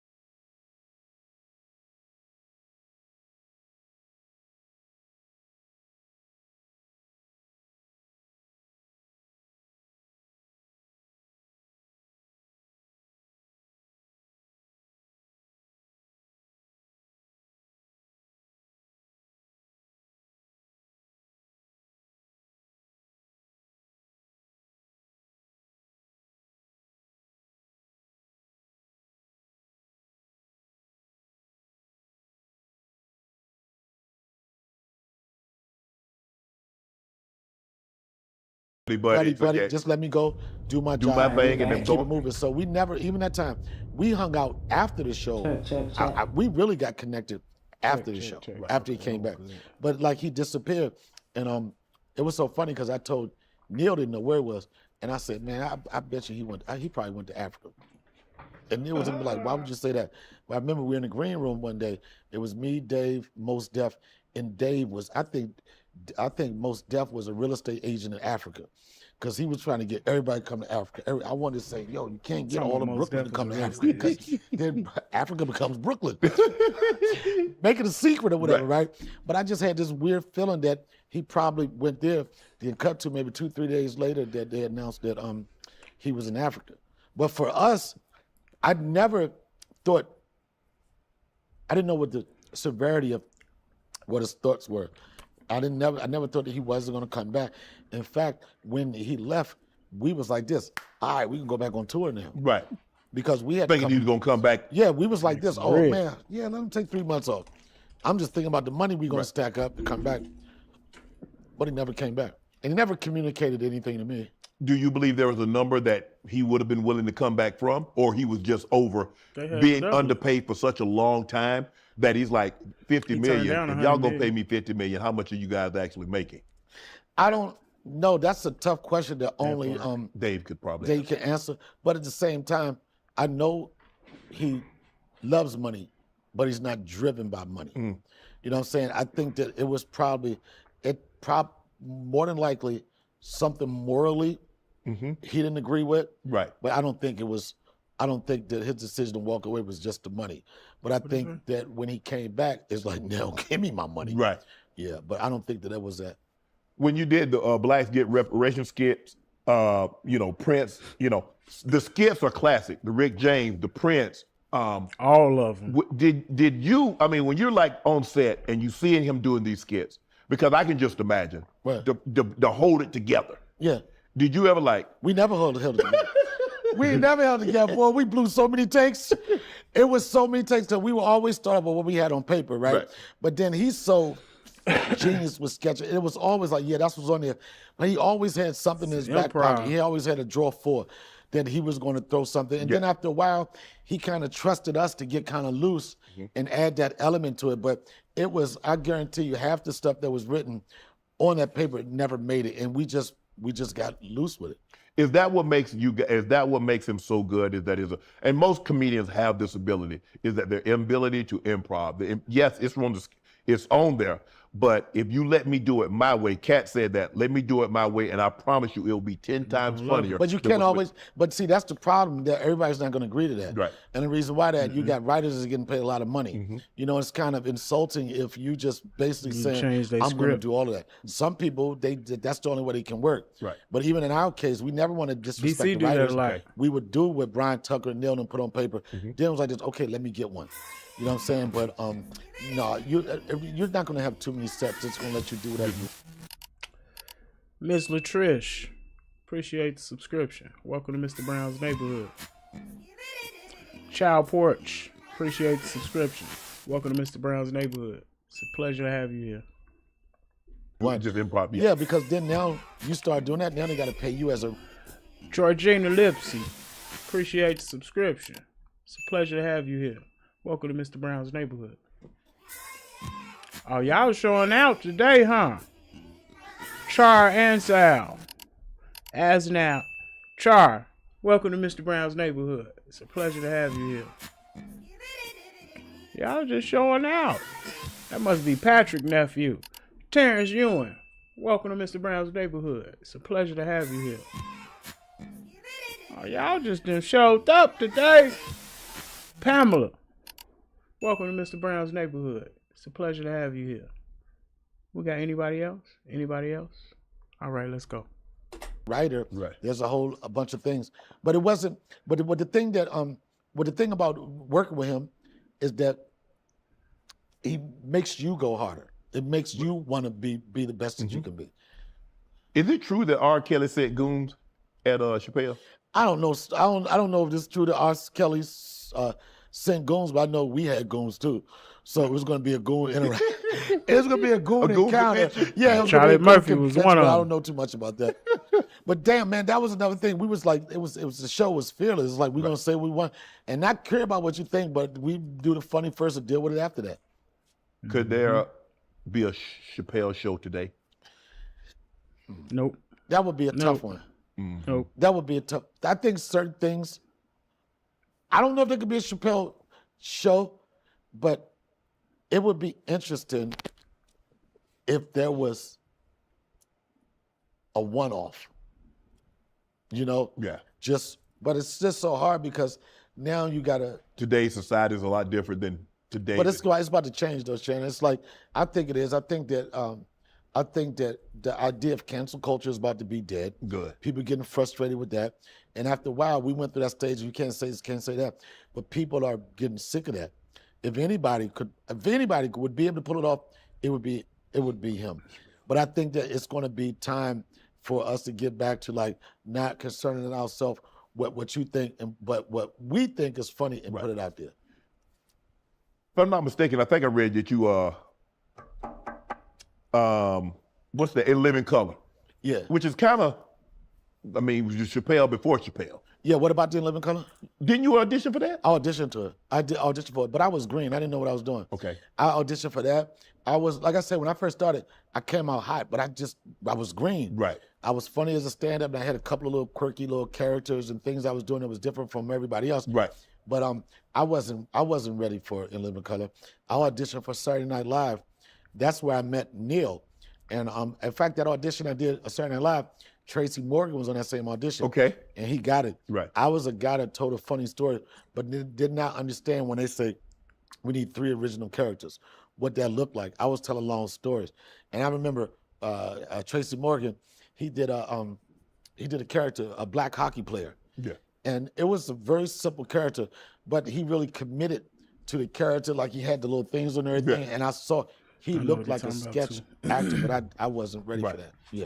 But you didn't understand. You understand now. Now you probably go on an audition. You understand they send you the format, what they're looking for. Yeah. You go in there, you know what they're looking for. You become that. Yeah, but back then, I was only getting shots because I was funny as a stand-up. Right. But again, I wasn't trained. I didn't know what I was doing. And there was, when I look back, I was like, oh, if I was prepared for that, I probably could have got it. Right. But it wasn't.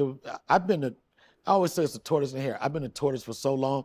I don't have a problem with the slow route, how it's going. As long as I get my money now and keep going, I'm good. Comedy Central moves in a different direction. They do Key and Peele, which does a lot of what you guys were doing. Right.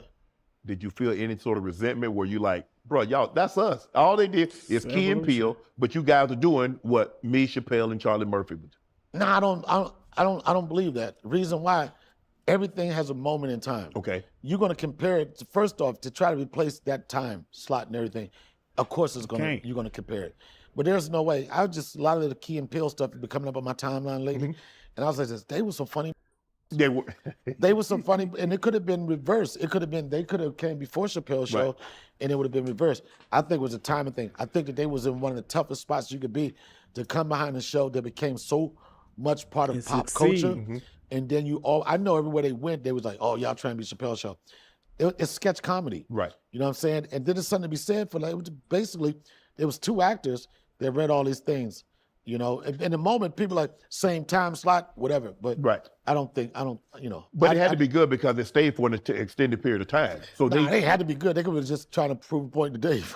Like, we got another nigger, we're good. For sure. It's a joke, but it ain't a joke. No, it's a joke. Let me ask you then. Yeah. Let's just. Teddy, appreciate the subscription. Welcome to Mr. Brown's Neighborhood. It's a pleasure to have you here. Say for the sake of argument, Chappelle's show is going. And we got the thing going on with Diddy. Would y'all have poked fun of that? I'm pretty sure. Yeah, for sure. We poked fun of Diddy before Diddy was Diddying. Exactly. During the Chappelle show. If you notice, fun of the man before the man was Diddy. If you notice, Dave played Diddy and he had a lot of baby on his lips. Dave knew something that we didn't know. Dave knew something. That oil was going to come in. Dave had one bottle of baby oil in that scene. Take that. Of course we would have. Because we would have made fun of the things that's happening right now. Well, that would have been a tough one. Everything. I'm trying to figure out, hold on. But who haven't trafficked? China? A lot of people. You ain't never trafficked nobody. Hell no. I know you're going to say the right thing right now. Ooh, ain't no right, I know you're going to say ain't no right thing right now, tomorrow, yesterday. No, ain't no trafficking going on. No. You talking about, I know you're going to say the right thing right now. Yeah. Okay. You. Yeah. Successful athlete. Yeah. A lot of money. A little bit of money, not a lot. Ain't never got a woman brought to you. Don't try to downplay it. I got a little bit. Bunny hopping. Not just saying. I'm just saying. Now, one time I've been to the sister. in your successful life, you have not flown someone in with the intentions of having sexual intercourse with them. My girlfriend. You should be a lawyer. God damn, you smart. He should have the suit on you got on. I'm going to leave it at that. Hold on. Is it true you was sitting between Diddy and Russell? Nah, see, first off. Come on, man. Okay, so get to the second part. Okay, the second part. First off. Okay. All right, what I'm trying to tell you is, let me explain something to you. Come on, man. You gonna try to change the subject like that, I take a shot. I'm gonna tell you. You talking about, no, I take a shot. A photo that's going viral that 10 years ago, Shannon, would have been a photo that would have been iconic and people that wish they was in that picture. Yes, it they wasn't would until after the freak off shit that Yeah. now people Yeah. look suspect. But you look at that picture, Shannon, you see it different from me. What I saw in that picture, first off, I saw 8 successful black men. Okay. I saw, and I was there talking about friendship, creating general. Why you ever sitting between the legs? Can I finish the goddamn shit I'm saying? Can I get another drink? Because I want to hear this story. It's just my truth. Which is, I saw black excellence in that picture. That's what you saw? All right, first off, all right, this how it happened. Okay. Hey, man, Uncle Shay Shay, you can't be mad at people making memes now, man. While you up here trying to make jokes, man. You bet in. If you laugh at it, you bet in. You a part of it. This how it happened. They was hating on me. I was on that boat, that yacht, and I was up. Right? I was really. You remember what happened? Don't you try and say? Nah, don't do that. Don't do that. Don't do that. Don't do that. Say you. Rory Pike, appreciate the subscription. Welcome to Mr. Brown's neighborhood. It's a pleasure to have you here. Jonathan Billings, welcome to Mr. Brown's neighborhood. Appreciate the subscription. It's a pleasure to have you here. We're messed up. I know. Don't talk about that memory shit, all right? I don't want to hear that. I knew exactly what happened, which was nothing. But I was lit. I knew I was lit. You know I knew I was fucked up. Because Diddy looked at me like, damn, somebody get this off the boat. Right. I was lit.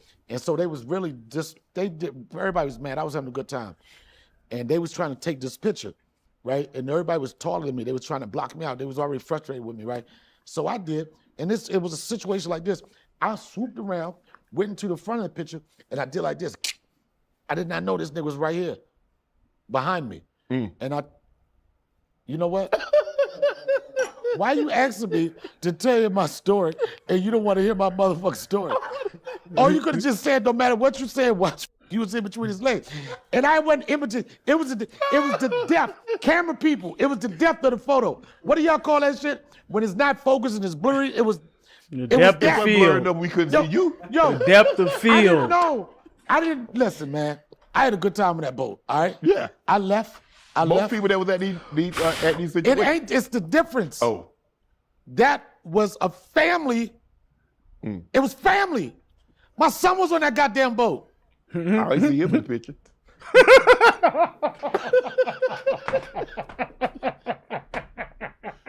I'm just saying, See, this is when we talking black on black crime right here. And this is why I love to do in my standing routine. Now, I'm going to get you back. I'm going to send you some videos. Oh, yeah. I was waiting for this. Let's go. Oh, yeah. You done bet in now. Yeah, you done bet in now. Come on, Cat. No, Cat. Come on. I got a whole 20 minutes. Come on, Cat. Come on, But Cat. I'm just No, saying. Cat. Come But on. look, in all seriousness, What? You have defended.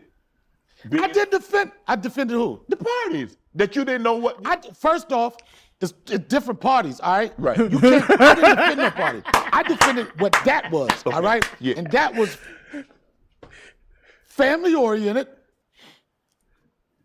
But you don't remember a whole lot that day. You know what? He keep on telling me I don't remember that. Because I'm not going to let you do this. I am not defending. What I'm saying is, of course, there have been freak-offs. And of course... How you know? I read the same blogs you read. I read the same...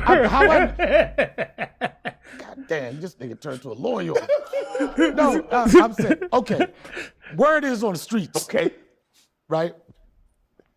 Everybody knows freak-offs. Everybody know Hollywood is Hollywood. I don't understand why all these motherfuckers act like, oh my God, they had a mansion party and they had cocaine and all these orgy drugs and certain. Why do people don't know? I'm not saying you got to be a part of it, but why is this whole thing is like, I can't believe they were doing that in Hollywood. And I understand. Cat Williams came over here, and it's part of my routine. I said, Cat Williams on this couch for 3 hours and his feet never touched the ground. That's the first thing I said. Y'all didn't see the same thing I saw? Y'all didn't see that? You know Cat coming back? I don't give a Why did give Am I scared of Cat Williams? No. For what? He probably come back. Start your year off right. But I know his feet was like this the whole time. And I told him, and I don't disrespect him, whatever, but in part of my routine, I say, Hold on, man. My granddaddy said your socks supposed to match your shirt and your tie, man. Why this man got on blood socks with a Crip suit, man? What's going on, Donnell? Donnell, what you doing, man? That wasn't a funny part. Everybody think it was funny. You was the funniest because it didn't matter what the Cat Williams said. You said, oh, come on, Cat. You can't say that. I'm like, he just said it. No, give me a card. Give me a card. You was like this. Oh, come on, Cat. No, Cat. Come. Oh, Cat. Come on. No, Cat. Oh, they ain't gonna. Oh, Cat. These my friends. Cat. No, come on, Cat. Cat. Ocho. Hey, skip. Ocho, see, the difference between me and you is you wear your watch to tail time.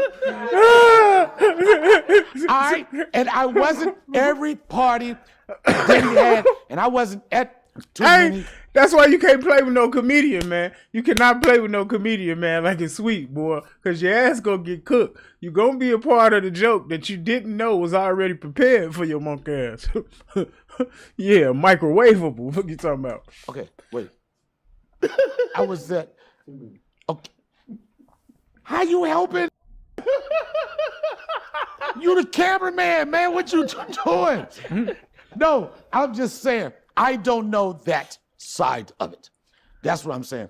And I'm not defending anything. What I'm defending, what that incident was, he does a party every Christmas holiday, St. Martin, St. Barton, St. Martin, St. Bart's, whatever it is. And it Gifts was exchange? Or gifts exchange? We had dinner. Okay. No gifts was changed. It was just a vibe. Okay. I was there. We was vacationing with Dave. It was just a vibe. We went over there. It was a vibe. And the thing, I'm gonna tell you, the thing that I did like about it. Talking about we was that party vacationing with Dave. Kimora was there. Yeah. Kim Porter was there. Okay. Russ. My baby Rest mother in was peace, there. Kim Porter. Dave's kids was there. And I was, the only thing I saw, and I don't know what happened to anything else, what I saw was a vibe. Okay. What I saw was a good thing. And that's what I'm saying. Anytime you say anything about, you're defending, I'm not defending. I don't know nothing about the free parties. But I do know, right?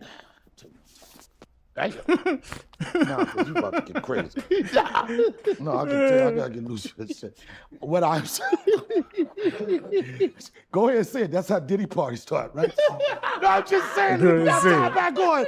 I know you about to say some slick shit. Yeah, that's how he gets you. Take the towel, start throwing your shit around.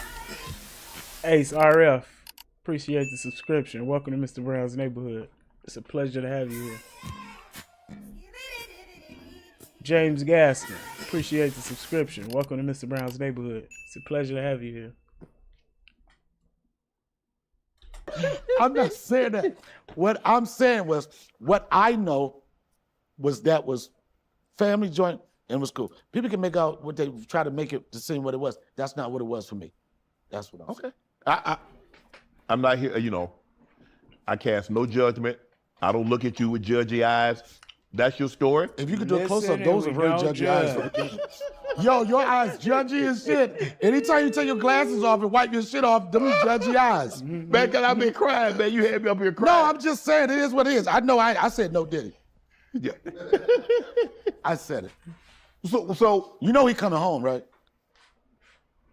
I don't know, man. I don't Paused hard I don't as pay attention hell. to that stuff. I know. He paused hard as Cause hell talking about. I'm sorry for the people that was impacted by it, You know, but I that ain't don't got nothing to know, do with me, man. I ain't never been to nobody's house. why party. should you ask me? Funny as hell. Cause you the picture. No, you could have just, if you really I mean, they say using the picture like if this. you, I wasn't like that, son. I wasn't like that. I was in it like this.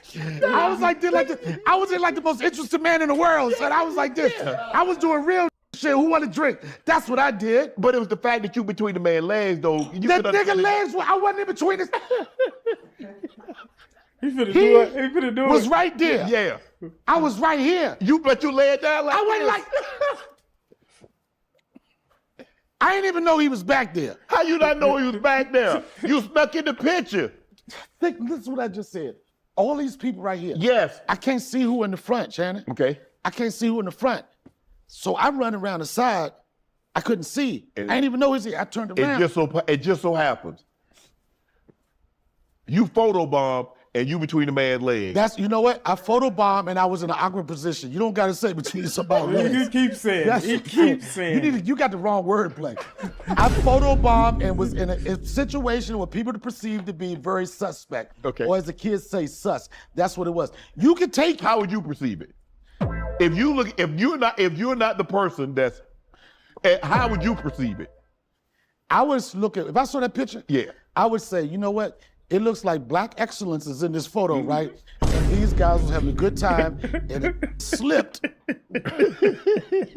into a compromising It position. slipped That's what I did. into a compromising son. position. No further questions. No, boy. Is it a No, situa- boy. Don't hold be on. getting drunk like that. Is it boy. ever a Put the situation cup down. That's how you took with a the damn Hollywood picture. party? Put the cup down. Everything is. Why you asking me about Hollywood parties now? Because you know you Hollywood. I didn't. I live in the country, man. You don't live in LA? I do not. I live by a creek. I go kayaking. You spent 10 years, 15 years in Hollywood. I never was a part of Hollywood like that. Why you asking me Hollywood questions? I mean, Okay, ask me the question. What? Are any Hollywood parties on the up and up where you just go have hors d'oeuvres, you have a good time, maybe and just All of them are. At 2 o'clock in the morning. oh. But you get there at 2:15 though.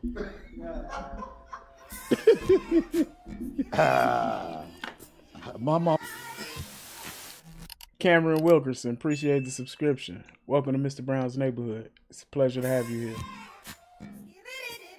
Maritza Torres, appreciate the subscription. Welcome to Mr. Brown's neighborhood. It's a pleasure to have you here. Where we at? Where we at? Mama told me it would be days like this. She told me don't get caught up. She didn't say shit, but she said don't get caught up in sharing shit. That's what she said. And she said don't drink the yak. I don't know. Here's the thing. Okay.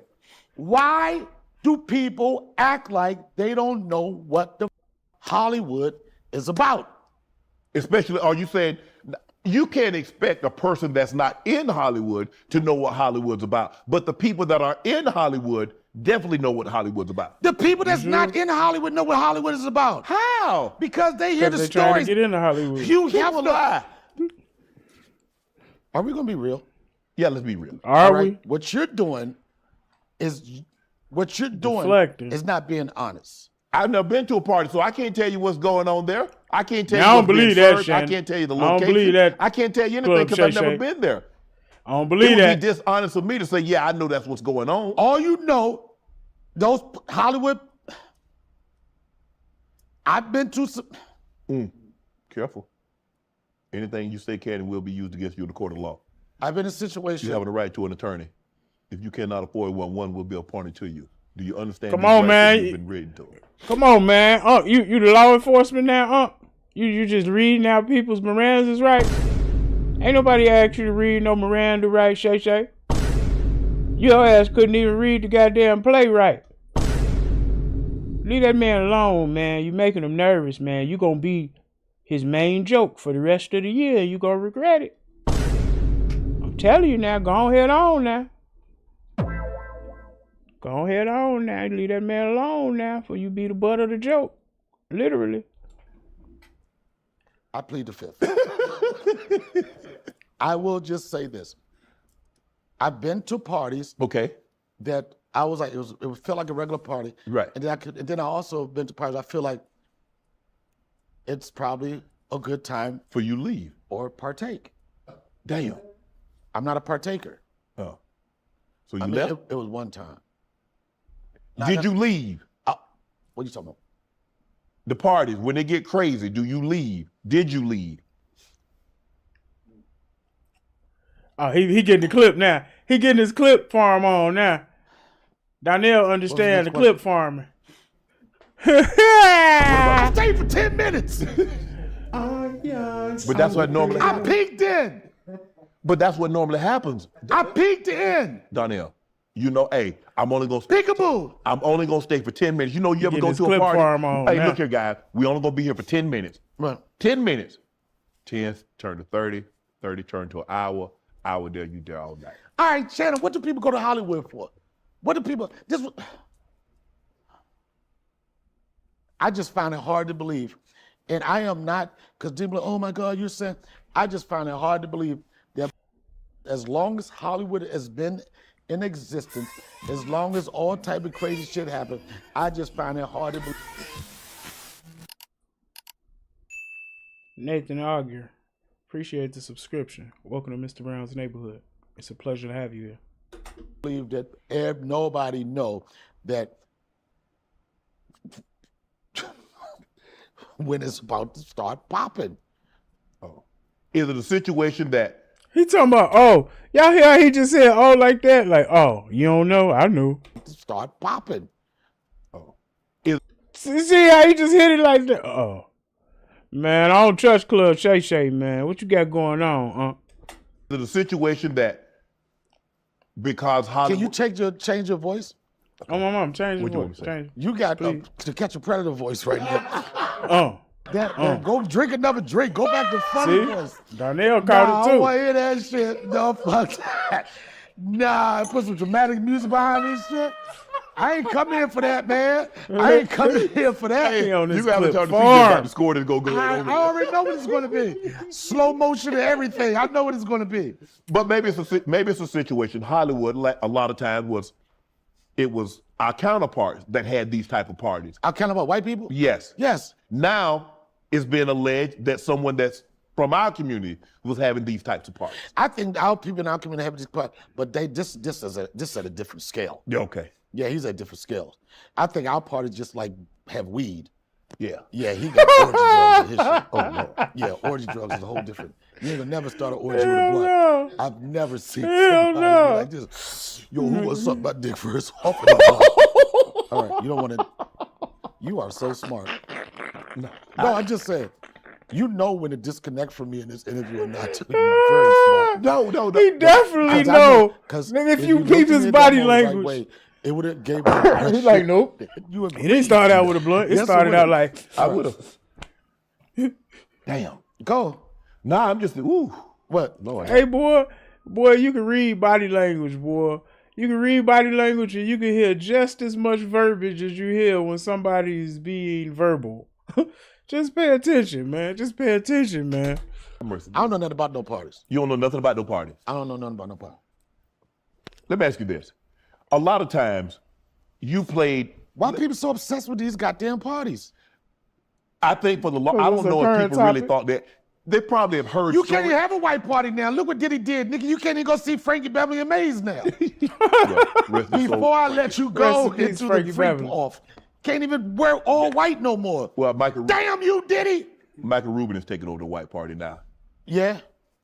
I don't so Yeah, those Unc those done got the people in post those high notifications places, for everything. I just what? Hey boys and girls, don't come to Hollywood. Right. Hollywood is an evil, dirty place. If you don't have any AF. indication of what this world is about, stay the away from it. Right. Don't be surprised by any Hollywood Hills. I ain't saying that's gonna happen. There's a chance of it, and gotta let these motherfuckers know. Don't be naive. You can't be naive. Nobody want to talk about that. You don't want to say what you could do to prevent this shit. So it's a tough thing. There's like you say, with this, damn, if I say this about it or say that about it, but I do know Hollywood is an evil place. This job is evil. Entertainment, acting, the whole shit. I got a 9-year-old son that was talking to me about entertainment. He was like, Daddy, I want to do entertainment. And the first thing I did, any guy would be like, oh, he wants to follow my footsteps. First thing I told my son was, 95% rejection. They're going to be hating. People are going to be negative. It's going to be hard. You're going to get a lot of this is what I told him. Right, you can get a lot of doors slammed in your face. I was like, if you were built for that, then maybe. Why would you want to do it? Try to discourage him. He said, Daddy, because you inspire me. And I wanted to tell him, Did you see that photo? no, that's Come on, double man. Stop disrespect. playing. Like, it's a time to play and it's a time not to play. Like, you playing like y'all in the room by yourself, man. Or y'all in the locker room just talking, man. You and that man talking about his son, man. That was the wrong title. That's that football sense of humor, man. That's that nigga that knock heads up against heads sense of humor, man. That's the wrong sense of humor, man. Now, you can't say nothing, boy, when your ass is the brunt of his jokes in his next special produced by Dave Chappelle. Don't be mad now, boy. No, Cracking jokes. no. I'm not going to let you continue. Can I get No. some water? Can No, I Get him! no. water? That Get is him! foul. Yo, Hold up. it's like Wait the a minute. biggest. Only 2 or 3 black comics working here. Nah, we ain't doing that. Feet was like this the whole time. We ain't And doing that. So as you starting to level up, you got to be careful. And I got it. I was like, why did anybody need to be in a Oh my God, did I really just Hollywood get? now? Did you think you could ever live that simple of a life? Yeah. What have you learned about negotiating with companies like a Netflix? First, the Oh, we was way it past was that. the only letters in there was MAGA. Capital. He's always been a stand-up guy to me, always pick up my call, and I want them to see me perform. Right. You know what I'm saying? I want him to see me perform. Dave again. And Netflix. Dave. He said, tomorrow, no announcement. We go from a standing ovation. I want to be able to go somewhere and not look like Hollywood.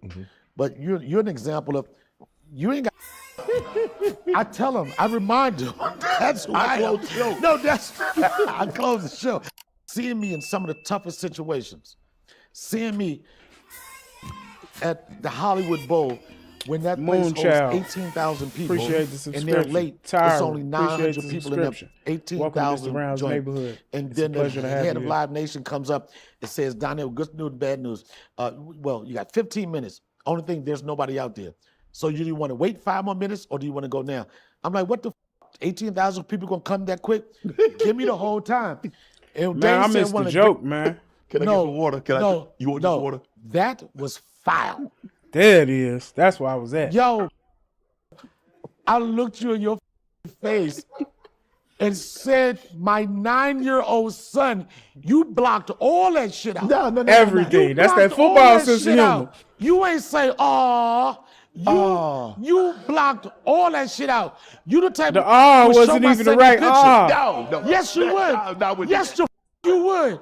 Yes, you would. Yes, he would. I would do that. You think your father used to be asking, look, there's a picture of him with baby all of this. That's what you do. He never saw Ashley Larry. No, he know Ashley. But I'm saying, you don't think you owe me an apology? For that.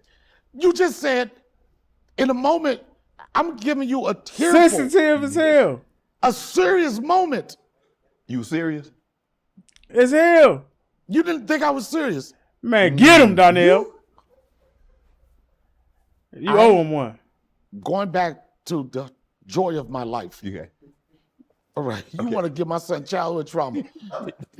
Petty as hell. I looked and I said, and he said, I cannot believe it. I don't believe you. Why you don't believe me? I did tell my son this, and he said, Daddy, because you Be truthful. You be a 100% honest right now. 100% honest. Okay, let's go. Man, he trying to deflect the conversation, man. What you doing, man? What Let's go. What are you lying about? You already blew it. Okay, Did he see already. the picture? What I was trying to tell you is that I told what I was trying to tell you before I was so disrespected is that I don't encourage. T. Seema, appreciate the subscription. Welcome to Mr. Brown's neighborhood. It's a pleasure to have you here. I was trying to say your name and I got tongue-tied. My bad. I don't encourage almost anybody to be in this business if you don't know how up it is. Right. You have to know. Now you want to do extra serious now. No, but look, I think the thing is I think all of our kids, I think for the most part, normally like when doctors have kids, the kids like a lot of times you imagine your parents that they become a doctor or you become a lawyer. Right. Or if you're a professional athlete, father kids see their father play football, basketball. That's what they want to become. So I'm not surprised that he wanted to follow in your footsteps. Okay, but before I was so rudely interrupted, Yes.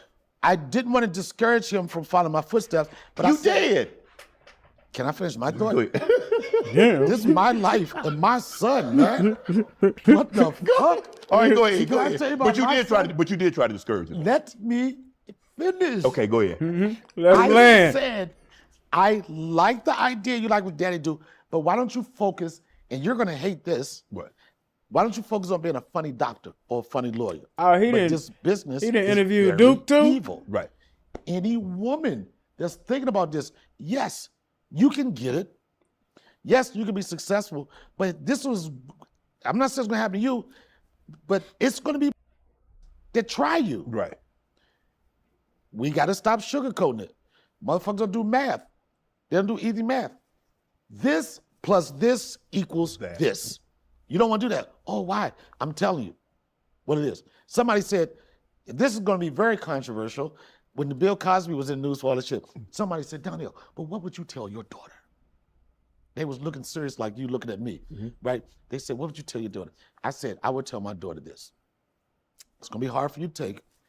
If a man sends an SUV for you at your place in the hood, takes you to the airport, you're on a first class flight, you get off that flight, you go to baggage claim, it's with the sign with your last name on it, get in another SUV, go to the Four Seasons with a 3,000 square foot crazy ass suite, chocolates and champagnes, whatever. Bitch, that's not an audition. And a motherfucker's gonna try to get you. Right. You can't say that, oh, what are you saying? I'm telling you that's the reality of it. I'm trying to tell you, this is what I would say. I'm trying to tell you shit that truth is the light. men do. Right. So it won't be a surprise to you. Oh, I thought that what he meant. No, it don't mean that. It could mean that, but here's the equation. This plus this could equal that. And I don't want you to be a part of that equation. I would tell her straight up. And also, I would be in my daughter's life enough that no man could ever excite her or do something that I can't do that could persuade her to do something that she don't want to do. But when you start talking about real shit, everybody be like, oh, you victim blaming. Say the reality of it. If the non-reality is not working, let me tell you the reality. Bitch, don't get on the airplane. You can't say that, oh, no. There'll be people eating me up with this shit right now. Right. I don't have no career like that. But but to be honest, truth is, let's tell the reality. Even when Cat Williams did that explosive interview, everybody's talking about, Cat Williams did not say nothing that people don't already know about Hollywood. Right. Where's the lie? Okay, there's no lie, but what is the truth getting you? What did we get from that? What'd you get out? Stay out the parties. You can't say that. I'm wrong for saying that shit. And I'm going to be in my daughter's life enough where I can't dangle shit and get her excited about that. But when you say that, oh, you can't say that. When Bill Cosby says shit like, you know, what's troubling, and I know people they can say what they want, that fathers not being fathers. When you address that shit, nobody want to deal with the real reality. The real reality is, what the are you doing? Right. What are you doing here? You know this is not it. And it is people that will get success in this business for hard work. Yeah. There's a lot of people out there. I don't want to discourage anybody that has dreams to be an actress or actor. There are people who get it the right way. And there's some people that's going to suck a dick to get to the top. Yeah, sure. And there's going to be a position for everybody. Yeah. I'm Look not at that saying boy I'm- hung his head, boy. Look how that boy hung his head, boy. That boy hung his head and there's going to be a position for everybody. What's on the floor? What's down there on the floor? What's down there? Nothing.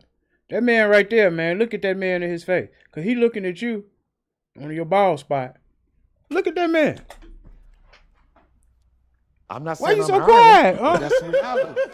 That was uncomfortably I'm not quiet. saying that. And I'm going to tell you, you know who's really up about this movement? The real hoes. The real hoes are fired up. Oh, I got to go to acting school. Fuck us down. I was just ready to be like, waka, taking the shortcut. There's options. Right. But I wouldn't care, especially on the female side of it. But I will say this, Shannon. One of the good things about all this shit that's happening with Diddy, all this shit that's happening with the Me Too movement, they're checking themselves. Right. Like, as wild as it used to be.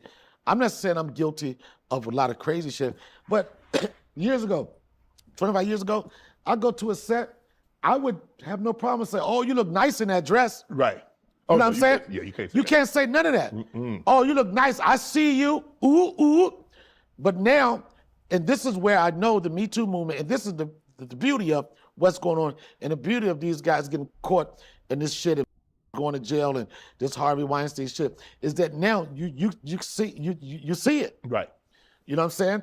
But the reality of it, that shit is out there. Right. Let me ask you this. Do you think people, because you were able to do this, because a lot of times when people are in situations, the success of a Dave Chappelle show, and you're playing, basically you're the Robin to his Batman. Why I gotta be Robin? Well, Dave was the lead. So I ain't never been Batman in nothing? No, I just said Chappelle. Okay, go ahead. You already showed me a level of disrespect, so I don't even know what. What I'm just saying. No, I already know. Go ahead. Killing right now. Okay, I'm Robin. Go ahead. Yeah. Right. And I'm so lucky to work for Dave. No, I ain't say so. He gave me such a big break. He did. And he kept me out of those little freaky parties. All right, Shannon, go. How do you explain? I know a nigga about to say something when they do their hands like that. Yo, when they do that shit, it's coming home. All right, go ahead, continue, sir. But how would you tell them? Because everybody wants. How would I tell what? Let's go back. Everybody wants to be, because What? you was on Chappelle. Chappelle's Batman. Now a lot of times guys like, man, bro, I'm tired of being Robin. I want to be Batman, and they leave or they try to upstage. Right. Should more people be willing to play Batman? I mean, Robin. The thing is, Robin? you got to realize Robin can get on too. Yes. And then the black community, this is the problem in black community, black communities, whatever. We only think it's only one nigga at a time. It's only one person. Right, one You leader, can't one share the person. stage. No. I'm saying, even though I don't have a problem, some people are comfortable being on the side. Right. Some people, their ego, they want to be the star. I don't care about being a star. I care about winning. Right. And at the end of the day, I know that I have moments where I'm my own Batman. Right. But I also know, I mean, I'm Batman. I know being Robin right now, this is a good look. Right. Guess who I'm beside? I'm beside him, and people get to see Teamwork me. makes the dream I do work. my own shows. I do my show. I sell out of comedy clubs, whatever. But yes, it's something to be said when Dave has me open for him, and we doing arenas of 20, 25,000 people with some of the biggest names in the industry, and I go up there and get a stand ovation before I go on and before I after it. I know there's advantages of being a Robin, but I know that I have my moments of being Batman. But that's when you have to put your ego inside. You know, what 50 Cent says on every platform, one of the 48 laws of power. Laws of power. What's that book? Slow down. You just said it. It's Slow like down. Don't upstage the master. You know what I'm saying? Boris, appreciate the subscription. Welcome to Mr. Brown's neighborhood. It's a pleasure to have you here. Howard Baker, welcome to Mr. Brown's neighborhood. Appreciate the subscription. It's a pleasure to have you here.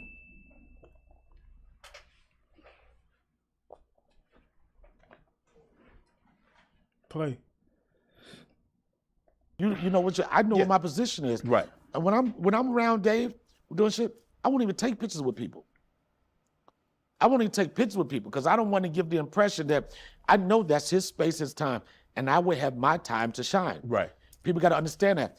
And relationship with Ben Robin has opened up the doors. Comedy Central, when I did my last special, Comedy Central, Robbie Praw, Ted Serrano, they had already decided that they was going to give me a special. Okay. There was already some talk about Dave producing special. They had already talked they were going to give me a special, right? That was already in the can. But also, now here's when Batman and Robin relationship pay off. Comedy Central, when I got that, they would have probably gave me, I don't even want to say the number was, but it would have been a type of number where I would have probably used half of that money on the budget to produce it, and I would have came back with a wop wop. Me waiting for Batman, I got 7 figures. Wow. That's a relationship that works. Everybody's not built for that. Everybody's not, and those people that can't handle it are the people that's usually envious and jealous. And I don't have no reason to be that way because I know, Dave knows,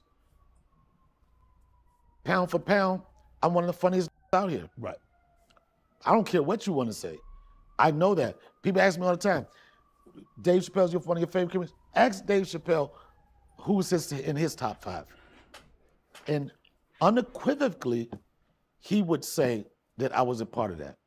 And not because of one set, but because of seeing me over the years. Seeing me in some of the toughest situations.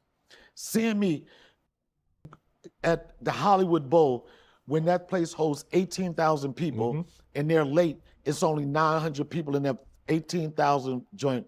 And then the head of Live Nation comes up and says, Donnell, good news, bad news. Well, you got 15 minutes. Only thing, there's nobody out there. So do you want to wait 5 more minutes or do you want to go now? I'm like, what the 18,000 people gonna come that quick? Give me the whole time. And Dave said one of the greatest sets he's ever seen.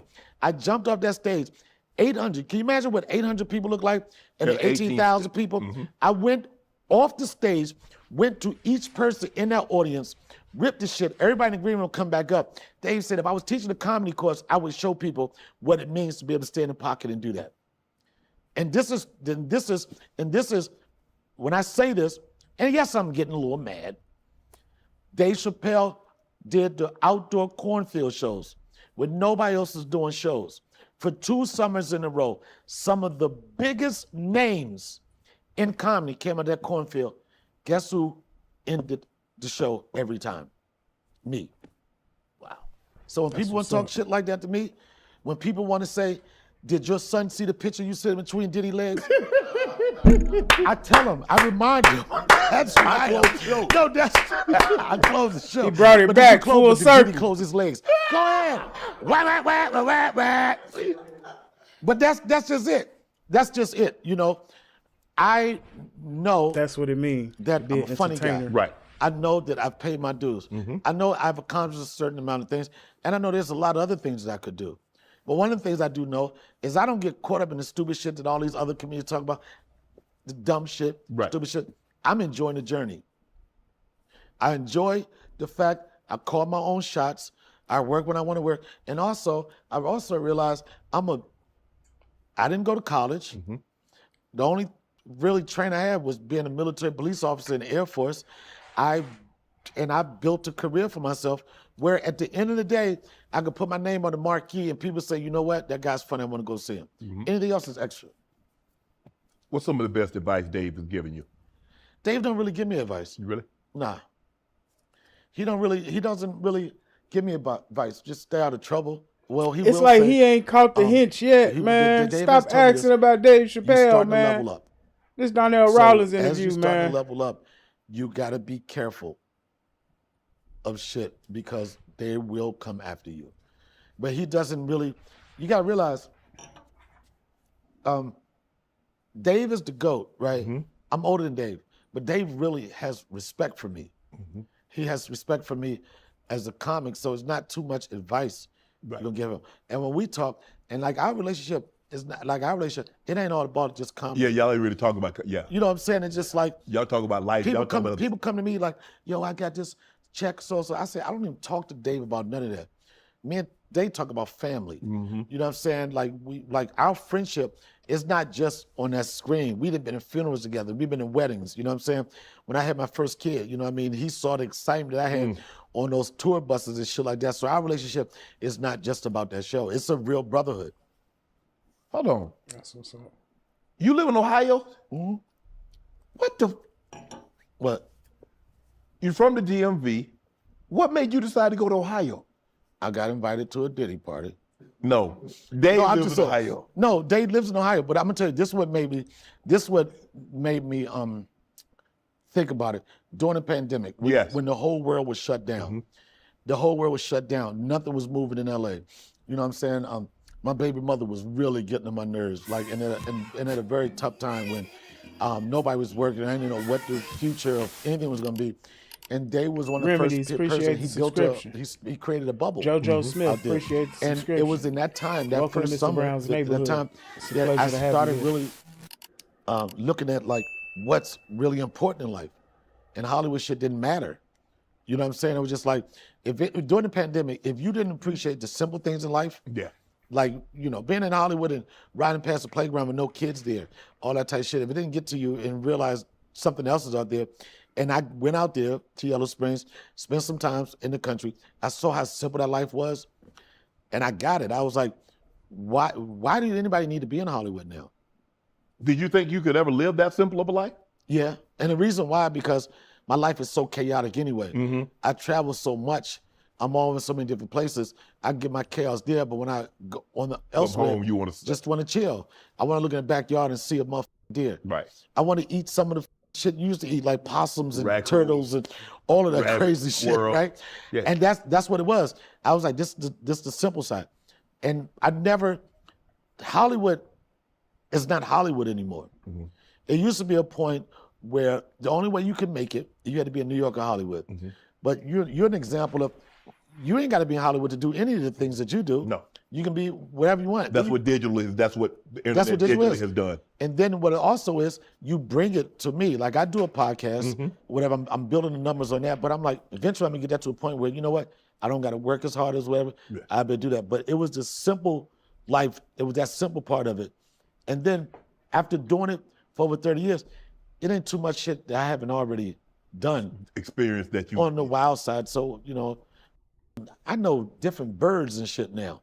Blue jays and canaries and shit like that. And I appreciate that shit now. Cardinals. Canaries are not native to Ohio. What? Canaries are not. What do you? Cardinals. That's the red bird. Oh, you a bird now? Oh, this Mr. Do everything. Yo, nobody knew what bird I was talking about.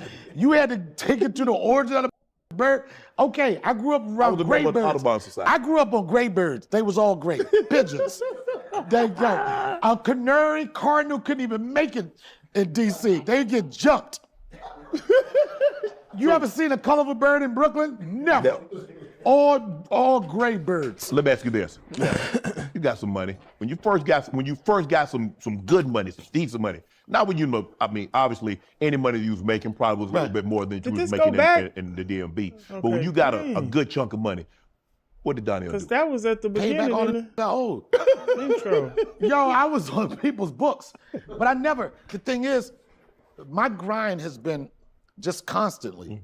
You know what I'm saying? Where it was no money to make some comfortable money, to be scared about this. But the crazy thing now is, I'm going through a transition on learning how to have money, make money. Right. But I never I've always been like, just teeting along. But it was never nothing. It was never nothing like, oh my God, I can't wait to blow money. You never had no throwaway money. Never did that. Right. If I won't say throwing that, I know this sounds crazy, but the best thing, the weirdest thing, and I'll get over this, the best part of me making money is being able to help others and give other people. Right. When I was younger in the game, I was like, you know, what money is gonna mean to me is that I would be able to take care of some people and make other people's life comfortable. Because where I'm coming from, it's not too many people that can go somewhere and say, even as simple as like, y'all get what y'all want, order whatever you want. Right. You know what I'm saying? But it was never. And I'm not like a flashy guy or anything like that. I just do just simple shit. As long as I can provide for my son, my family, I'm good. Ditto. Does money mean different things to you now as opposed to say 25, 30 years ago? To me, it do. No. I've never been excessive. You know what I'm saying? Only thing I did, when I was younger, I wanted to live like a drug boy without the chance of going to jail. Right. You know what I'm saying? I wanted to have a nice car, dress nice, and I wanted to be able to go somewhere and not look at the tags and not worry about money. Right. You know, and I built enough now, that's where I'm at right now. But money is not my motivator. Right. The only thing I look at money now is for the future of my son. Right. I had Marlon Wayans on about a couple of months ago, and he said when he wrote a show, he and Sean, and it didn't go through like it wanted to, and then Keenan came on and he made him write it 20 plus times again. Right. And I read that Dave made you rewrite your special 3 times. Yeah, but it was, I don't know if it was part, a rewrite. Man. How we even get to that part where So I mean, okay, nah, you said like you proud? You been going raw longer than me? what? Oh, he like, yeah, nigga, I've been getting that heat for the longest. No. But what I'm saying was, it just didn't happen. Right. I was in relationships where it'd be like 2 years, 3 years, then start all over and shit like that. Right. But then it just happened. I did have him late in life, but I don't have no regrets about it. Sometimes I do think, what if I would have started early, whatever. But then you'll go crazy thinking about that. I'm just happy that, you know, and then I have a beautiful son. Yes. Don't yes me about my son, please. What about marriage then? What? Marriage? Yeah. It's probably 1,000% out of the cards for me. What? I got a son. That's black marriage. Yo, it's gonna be one of those. Have a kid or marriage, son. You got one. Yeah, I got one. Boom. And then when she said, I remember when she was like, she knew what the baby was. Right. I said, "Is it a boy or girl?" She said, "What do you want?" I said, "A girl." I said, "A boy." Boom. I was like this. I'm out. Rawlings' name continues. Yeah. But my happiness come through him, and my happiness come through what I do. Have you ever caught someone cheating on you? You say you had a dream. I don't think I caught nobody cheating on me, but I know in the past I cheated so much. I know I had to pay them taxes. You got your card. They got the lick back. I'm pretty sure of it. I'm 1,000% sure. But you got to pay. I'm like, it was time to reverse that sooner or later. Yeah, but I'm pretty sure. But I look at cheating like this, like motherfucker. No, go ahead. Go to the next question. I will ask toxic relationship. Who's more toxic, women or men? You know what a toxic man's gonna say? Women. You crazy bitches. They bitches don't understand us. Yeah, the most toxic, them crazy ass. Oh, cause I ain't come home last night. You tripping? Why you going through my phone? Would you consider yourself toxic? By definition, yeah, I do think I'm. Nah, but see, damn, if I don't think I'm toxic, then I'm a narcissist. Mm-hmm. Mr. Canchola, appreciate the subscription. Welcome to Mr. Brown's neighborhood. It's a pleasure to have you here. I'm a nigga. Put everything in there. gaslight, toxic, narcissism, love bombing. Yeah. I do all of that type shit. And that's what make men men. We ain't gonna be perfect. You and your goddamn therapist. About that shit. I'm all of them. All of them. Every mental health word you can use on me. Toxic, narcissism, but through all of that, I am a good. Yeah. Through all of that. You know what? This is something to be said. A lot of people have better relationships, and relationships be strengthened if women would just stay the out of cell phones. There you have it. The urge to see, they gotta know. If I is gonna be better than new pussy. And once you get to the point where you don't need new pussy or chase it, that's when shit starts to exchange. Because the men always gonna have the drive to want to do something with somebody. But eventually you get to a point like, is it worth it? And I think that what happens is you've been in so many situations where the consequences of your action, you realize, guess what? Most of us know how to be good men. Right. We know how to do it. Because you can look at every bad relationship prepares you for the next relationship. Right. And you know, like, how did this one up? Because I did this. Right. And once we get to the point where we say we don't want to do that, then that's when you'll get to that point. Do you want more kids? Oh my God. Because Al Pacino had one at 80. Sharp. Phone. Yes. Somebody really need to take Tyrese's phone. We don't need to know every second of your life. Right. I respect you as an artist. I respect what you've done. But damn, man, I wish you would just shut the up. Have you got a lot of that? People ask you to take down posts, to stop making jokes about them? Nah. People don't do that. You wasn't gonna do it anyway, huh? I wasn't going to do it. I've never considered it. And the reason why I say that because I'm really selective on what I put out there. And I'm like, if you can't take this, you're just overly sensitive and I can't cater to that. Right. Then if I do that, then I'll be taking posts down for everything. No disrespect to Tyrese or anything like that, but I personally think that someone needs to take his phone. Because I know you want to be in touch with your fans. We don't need to be a part of your whole journey. Right. We don't need to do that. Let me ask you this. What was the best comedy stand-up experience you've had? You've been on Def Comedy Jam, Showtime at the Apollo, Comic View. For me, the best comedy experience I've had was when I did my special, because no matter what you think of that special, it felt like I really knew what I was doing. Like from Dave's, us scratching it twice, I felt like the next one I'm doing, the next one I do, I know exactly. I know what point of view is. I know beginning, middle, and end. I know that during that show, I captivated the audience. So for some reason, as long as I've been doing it, and I've been doing it for 30 plus years, it was that special that I was like this, oh, now I know what it means to be a professional comic when the stakes are up. Right. Because you can just, people say, well, I've seen him be funny, whatever.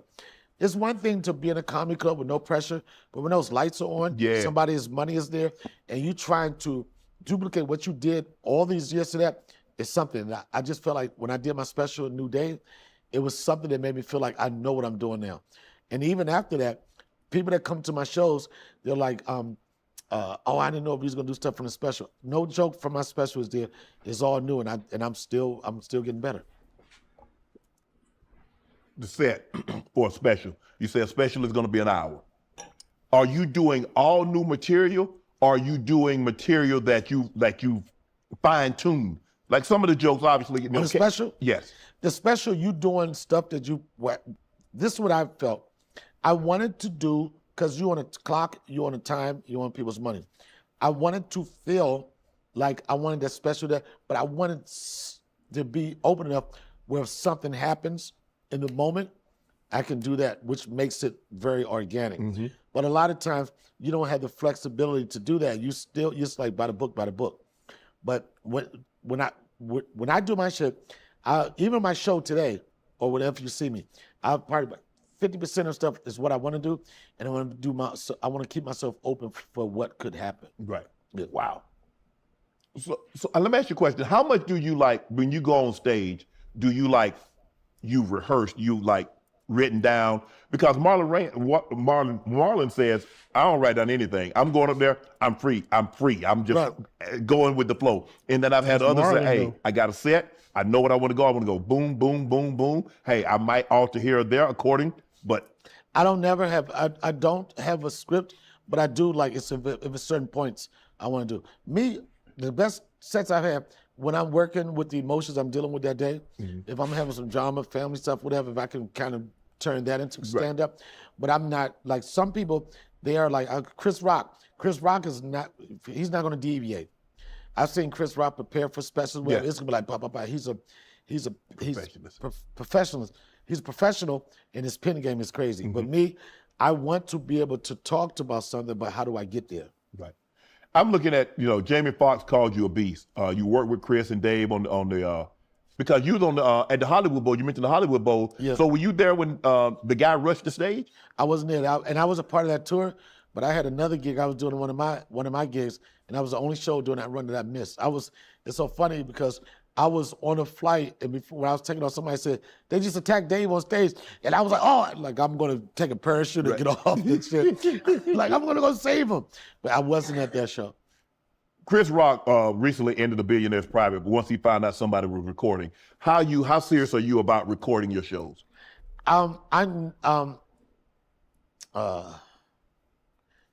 It's weird. I think that, like, in my shows, I'll make sure the MC announces that no recording rights. I'm not going to let that ruin my show. Right. Because even though somebody... Tiffany Curry, welcome to Mr. Brown's Neighborhood. Appreciate the subscription. It's a pleasure to have you here. Travie Patty, welcome to Mr. Brown's Neighborhood. Appreciate the subscription. It's a pleasure to have you here. Is recording your set... K Jr., appreciate the subscription. Welcome to Mr. Brown's Neighborhood. It's a pleasure to have you here. Boom. The Battles Believers Group. Appreciate the subscription. Welcome to Mr. Brown's Neighborhood. It's a pleasure to have you here. It's not going to take away from people seeing you live and seeing you put it on a platform that you're going to do it. It doesn't matter. If somebody records, I wish people would take more time to be involved with the show and not record. But if somebody record my shit, it's not going to stop them. Yeah, you see the whoops. Watching on Netflix or See going the to see Reese me live. whoops too, right? But it's like a funny situation. Did you get upset at Cat for what he said on my platform? A lot of people got mad at me. Right. They said, because you allowed Cat. I'm like, allow? I mean, I have asked somebody, I invite you in to have a conversation. I don't know where you're going, just like I didn't know what you were going to say here today. I didn't get mad, but my thing is like, you got people with problems and people with solutions. And my only thing was that, and I listened to it, like I said earlier, okay, you haven't said anything that people don't know about Hollywood. And then my thing is, what do you want out of this? All right. So-and-so stole my joke. Write another joke. And even when I listen to it, it's so easy. So first off, if a can that easily steal your joke, guess what? It ain't the best joke out there. Oh yeah, for sure. Mark Carey was upset, like, oh, Steve Harvey did a joke about Halloween. I'm like, who don't got a Halloween costume joke? Right. Who don't got a joke about, I was so poor we dress up like ghosts. I was so poor I dress up like a UPS man. Who don't have those jokes? And then it may sound crazy, but writing a joke, when I first started, I used to be, oh, that motherfucker stole my joke. He stole my style. I'm like this. I didn't get nowhere with that. I had beef with comics. I'm like this. All that does for me is like, you know what? First off, if motherfucker say a joke, go fight him. That's how it used to be. When I was coming up, it ain't like you didn't have no blog. You go fight him that stole your steal joke. your joke? Oh, yeah. Yeah. If you knew it, you just step to him. If you ain't going to step to him, what are you mad about? If anything, write another joke. Right. It's so, but not only that, usually when you hear somebody somebody stole a joke, the joke is so easy to steal. Right. That, what are you complaining about? And that's when you go deeper into you as a comic, because now, all right, people used to steal my shit. I was like, you know what? That joke was stealable. You can have it. Right. Then I got to go back into myself. That's why I talk about point of view. You can't steal a joke about a relationship I have with my son. Right. You can't steal a joke I have a relationship with, or any relationships I have. You can't steal that joke. Right. It would force you to be more creative. But a lot of this shit is just bullshit. How have you been able to appeal to two different audiences? Because you have crossover appeal. Obviously, like you said, you came up in the Chitlin circuit. You can black comedy. You can be in a black room filled with blacks. You can go room like you said you had in Nashville. You had basically the audience. None of them looked like Donnell Rawlings. How have you been able to make that transition? White bitches. This man. What? I don't know nothing about that, Donnell. You're trying to get me. I'm sorry. I'm not there, Donnell. I'm not there. No, I ain't. I'm sorry. Ooh. I'm sorry. Man, look at that face, I didn't man. mean for. Come on, man. Why you making this face, man? Like he ain't never had him no. Man, stop it, man. Stop it, man. Stop it, man. I don't believe that, man. I don't believe Unc ain't never had him no snow, man.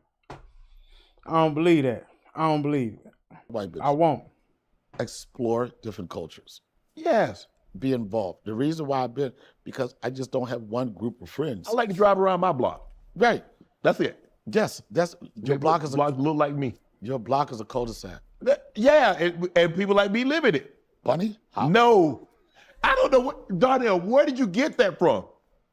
I want to know who told you that. I ain't going. I don't have no resources. See? Now you talking about who told you that. No, it's it not. Is. It is all over it's your face. written all over your face. See how powerful. Even how you even the way. You don't have to say a word. Look at that. You can see it. You can see it. Look, don't tell my business, Donnell. Now, Donnell, look now, Donnell. I told you to change the subject now, Donnell. Don't tell my business now, Donnell. The way you talk is different. You see? You enunciate now, son. Yo, you said I beg your pardon. You got index cards. What the are you talking about? You see how powerful the internet is? What? Somebody said that and ran with it, and not everybody believes that. I believe that all right. I believe that you are a hopper. You are a hopper. Mr. Calhoun, appreciate the subscription. You a hopper. Welcome you might have Mr. a Brown's t-shirt around for a photo op. It's a pleasure to have you. No, but y'all want me to? You might wear a dashiki on your birthday. No. You got hop in you. All that tried to see, they say that because they want me to reveal. Right. And I won't fall for the banana. Well, don't see even leaving the phrases you use. That's very white.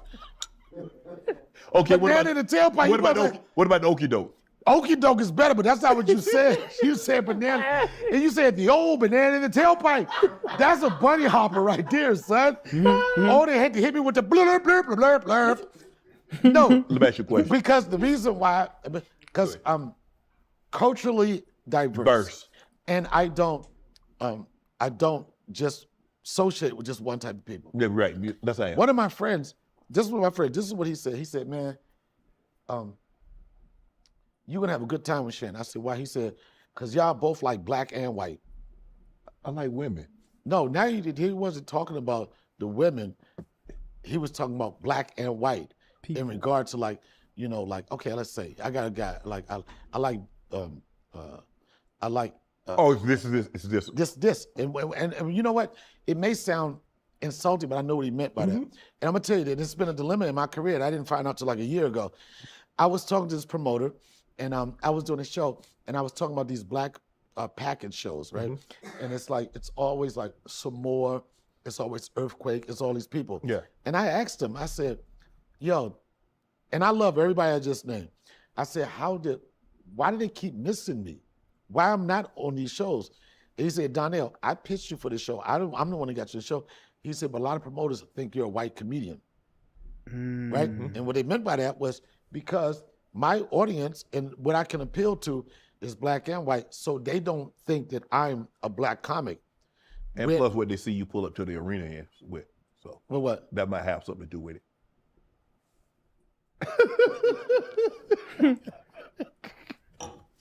It has everything to do, what I'm saying is the diversity that I have. And I was like, but I want all the money, but then when my friend said it about you, it's like, because you both appeal to both. What's wrong with that? Because they want you to love one and then hate the other. Right. Why can't it's kind of like the Angel Reese, Caitlin Clark. Why can't I like Caitlin Clark and Angel Reese? Why do if I like Caitlin Clark, I gotta hate Angel Reese? Why if I like Angel Reese, I gotta hate Caitlin Clark? Why can't I like? Gotta have a good guy and a bad guy. This world just feeds off. And they don't care which. They gotta make you pick. You gotta choose a side. You gotta choose sides, and it's all. That's right. Like even what I say when it comes to the internet, whatever. Guess what? Bad guys can win on the internet. Yeah. You know, when I sure. first started, you had to be likable sure, to for sell sure. tickets. Yes. You know what I'm saying? But now Not you no can more. be hated and still make money. Because at the end of the Yep. day, it's always about the engagement. And who's going to be the most interested in giving the most engagement. That's right. That's right. Politics. How do you stay away? Do you make sure? Do you try to stay away from political? I tried about to. It was one time when I used to put my political views first annual Celebrity. Subby game, right? And I know they didn't want me on the team because they said they didn't have my shoe size. I was like, nigga, I wear a 9. Y'all always got 9s around here, right? They ain't had no jersey, they didn't have nothing, right? So I come on there, boom, Karan Butler, he out coach, right? They called me in the game. I don't know why they called me in the game. They called me in the game. Kevin Durant bringing the ball up, right? Yeah, I feel like Freaky Zeke. Like, then I put him in a full Nelson, then I swung him around. All right. You stupid as Tried to hell. dribble the ball between my legs. I don't know what happened. I stole the ball, right? Man, I didn't know what to do with that. I'm going down the court. I picked Kevin Durant's pocket. Right. Okay. Okay. And I'm going down the court, and I was like, if I try to go all the way to the basket, I'm a double dribble, so I'm gonna be stupid. So I pulled up at the 3. You pulled up like Steph Curry? Y'all got the receipts. I pulled up with the 3. Boom. Y'all saw how I did it, right? So I was like this. I dribbled, boom. You see? Okay. In, then- out, blah, blah. Let me tell you a story. Okay. So I'm like this. Well, let me behind tell the back, story. I did behind the back, flipped it again, between the legs. He coming, pushed him out the way, took the ball. I pulled up, but when I pulled up in slow motion because I wanted the moment to be forever. So I, So like you frozen time. yeah, what I did was I pulled up with the left, right? Yeah. The right coming next. I hit with the left. I was like, then on the way down, I take it, then reverse it, right? Yeah. First, I went up with this. You in the air? Let me tell my motherfucking story. Look, I'm just all in the air because you know my vertical like 43. I was just 10 seconds in the air. So I Hey, pulled, Mike, that's you, I boy. pulled That was up you right there, Mike. like this. I'm shooting it, right? Right. Then I said, nah, because he was going to try to block it. Pulled it back down. Damn. What I was gonna do was do it behind the back pass, but he wasn't open. Right. So I said, now I got 5 seconds left, right? I pulls back up, right? I pulls back up, right? I pulls back up like the bitches is going crazy, right? I pulls back up, right? Then it was like this. Nah, it took a minute, because that's how my angle is. My shit's like 30 seconds up there, right? yeah. So all the bitches could get pictures and shit. So I pulls back up, pop. He behind me trying to get the ball. Everybody in slow motion like, oh shit. They looking like this. Let me tell my story, please. They're like, oh shit. He's Right? And I'm stupid. coming down. I hear everybody saying, oh shit. And then some said, Psh. Red Grant was there. He was, and all of a sudden, all you hear, I'm not an athlete. I never heard this in my career. They was like, oh shit. Ashley Larry. I was like, what, nigga? Right? I was like, what? Right? And then I called timeout. What you call timeout for? I took myself out the game. You can't call timeout if you make a shot. You don't have the ball. I don't play like that. I don't play called like that. timeout. Technical They was like, foul. oh shit, Ashley Larry. And I was sitting back there like this, nigga. Yo, I was like That's a this. championship. Right? And then Personal Karan Butler, championships he be act like I'm a different. threat from the outside. We start losing. He's like this, yo, you want to get back in? I was like, it's over for me. I got a triple single. My career's over. Boom, that's what happened. And y'all got the video. Yes. Yes. But tell them time you hurt yourself dunking on that 8-foot goal. You have what I call negative positive energy. You know, that's a good interview and shit. What happened was, this was after I hit that 3-point on Kevin. Yeah. So boom. You know a story gonna be funny when you say boom, right? Yeah. So I'm in my baby mother house, her mother house, Stephanie house. I'm just, don't say what you about to say. I ain't gonna say that. What you doing to his baby? So the kids fucking, they like this. They call me an old head. They got, you know the rim? Yeah. It goes 10 foot to 8 foot, right? Right. I'm minding my business. I'm barbecuing, right? Minding my business. Got a barbecue ready. They said, what you gonna do, old head? I said, what? I said, what y'all gonna do is, y'all going, first off, put your camera on. This when Vine was out. I want them to Vine me. Vine was popping, right? I said Vine. And I don't care what nobody say. When Kevin Hart knew he was going to be who he is today, he definitely trained with this man. For sure, for sure.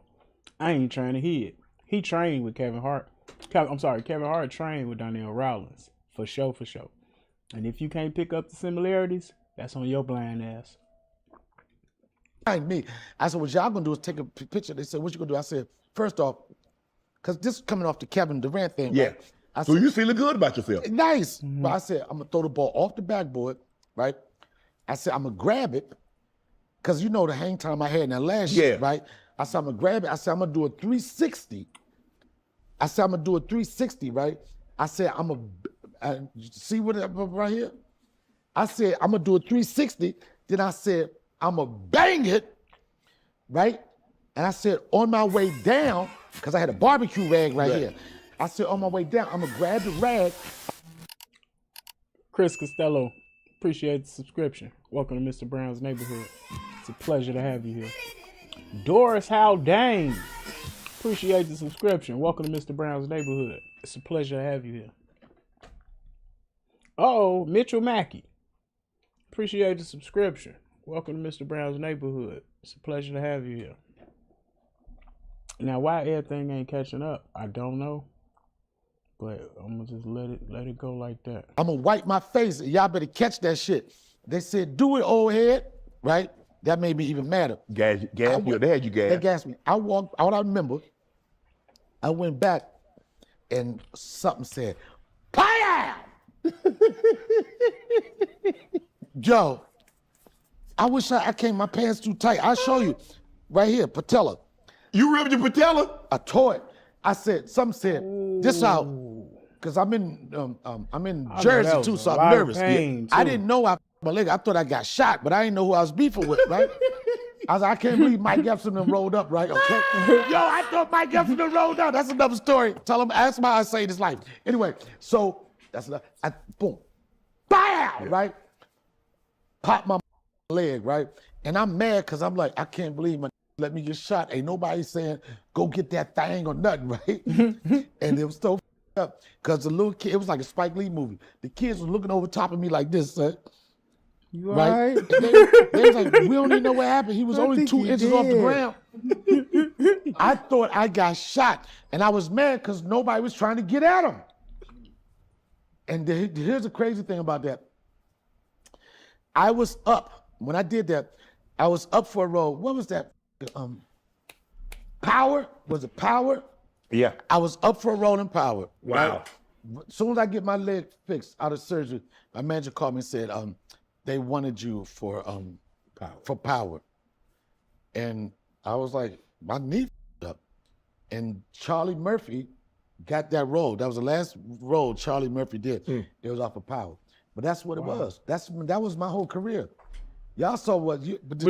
You were pretty athletic because I read you were a security guard at a grocery store and used to chase down crackheads. Man, he ain't even letting him breathe, man. You could have been an athlete. Crackhead's fast. How you catch him? First off, I wasn't a security guard at a grocery store. I was a general. Okay, you was a general guard. I had rank. And you don't chase it down. You put 5 carts in lane 17. You block. You gotta make that pattern go. Right. Because they want to steal the shit and run out, but you got to make it where they go sideways. But that was my job I had before. Before you got a comedy. Yep. You That's promoting crazy. Anything. Tell us about anything you promote. You performing. Tell us where you're at next. I'm performing. This is what I'm promoting. Okay. Brotherhood. Okay. I'm all for that. Black excellence. New fat you know, order.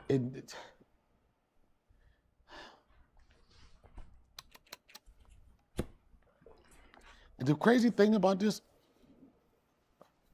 my mother warned me about you. What'd I do? She said you was gonna say that. She said, baby, he gonna say what I did and you tell him. She said, don't drink the yak. I do have a podcast, and I know what it is. I should have did it earlier in the show. Right. It's called the Donnell Rawlings Show. It's on YouTube and all podcast platforms. I'm excited to be here. Thank you. I'm excited to be here. I didn't know that you was going to be the villain. No. We had great conversation today. No. Yeah, we did. I mean, we've been trying to get this. We've been trying to do this for a minute now. Right. You've been dodging. That boy said no. Can I have my phone? Hit that like button for me, y'all. Hit that like button. Show appreciate you. Is it on? I'm trying to figure out my why battery Mitchell died? Mackie name did. ain't pop up. Yeah, it died. I Boy, definitely you ain't lucky. turned But off. see, hey, CJ, you see the Lord, You see how the Lord won't he do it? Yo, Won't he do it? Look at the Lord, Lord. Nah, charge my shit up. Ask me 2 more questions. Ask me 2 more questions. Charge my shit up. Hey, what the? Nah, ask me 2 more questions. Look at the Lord, Lord. Nope. Tell us the Mike Epps story. The what? Mike, It's a Mike Epps story. Oh my God, I can't tell you beefing with Mike Epps? I wasn't beefing with Mike Epps. I wasn't beefing with Mike Epps. I wasn't You were beefing with Mike Epps. I wasn't beefing with Mike He Epps. was beefing with you? Me and Mike Epps Yeah. pretty much came to New York about the same time. Correct. He was a country dude from Indiana, Atlanta. I was a country dude from DC, Virginia. And me and him was like closest friends. We used to catch the subway together, ride the subway together. They used to make fun of our country accents. And we was guys that was getting on, Yeah. right? In some kind of way, during that process, we fell at odds. Chick. I knew it. No, it wasn't a chick. Nah. What was it? Oh, Because I was never on the level with the chicks. Mike Epps always had some of the baddest joints. I wasn't there. You might want to get him on the show there you go. and ask him. I got you. Ask him how I saved his life. That's a good question. You saved his life? He gonna tell a story? Nope. He ain't gonna tell a story. I'm sorry. For saving his life? No. No. This concludes this episode of Club Shay No, Shay. no. I want to call somebody. All right. That's the Lord. Won't he do it? Man, all right, man. This was this reaction video / mukbang, man. Once again, man, y'all check it out, man. Y'all see that? That's syrup, man. That's syrup that's on the thing, man. So shut up, man. I know you had something slow to say. But yeah, man. We enjoyed this little reaction time, man. Hit that like button. KL3, appreciate the subscription. KJ3, appreciate the subscription. Welcome to Mr. Brown's neighborhood. It's a pleasure to have you here. And until next time, man, I'm gonna holler at y'all later, man. Peace, man. Make sure y'all go subscribe to Mr. Brown's Diner, because we finna do some more cooking over there real soon. You feel me? Until next time, man. Peace, man. Brown sugar bag.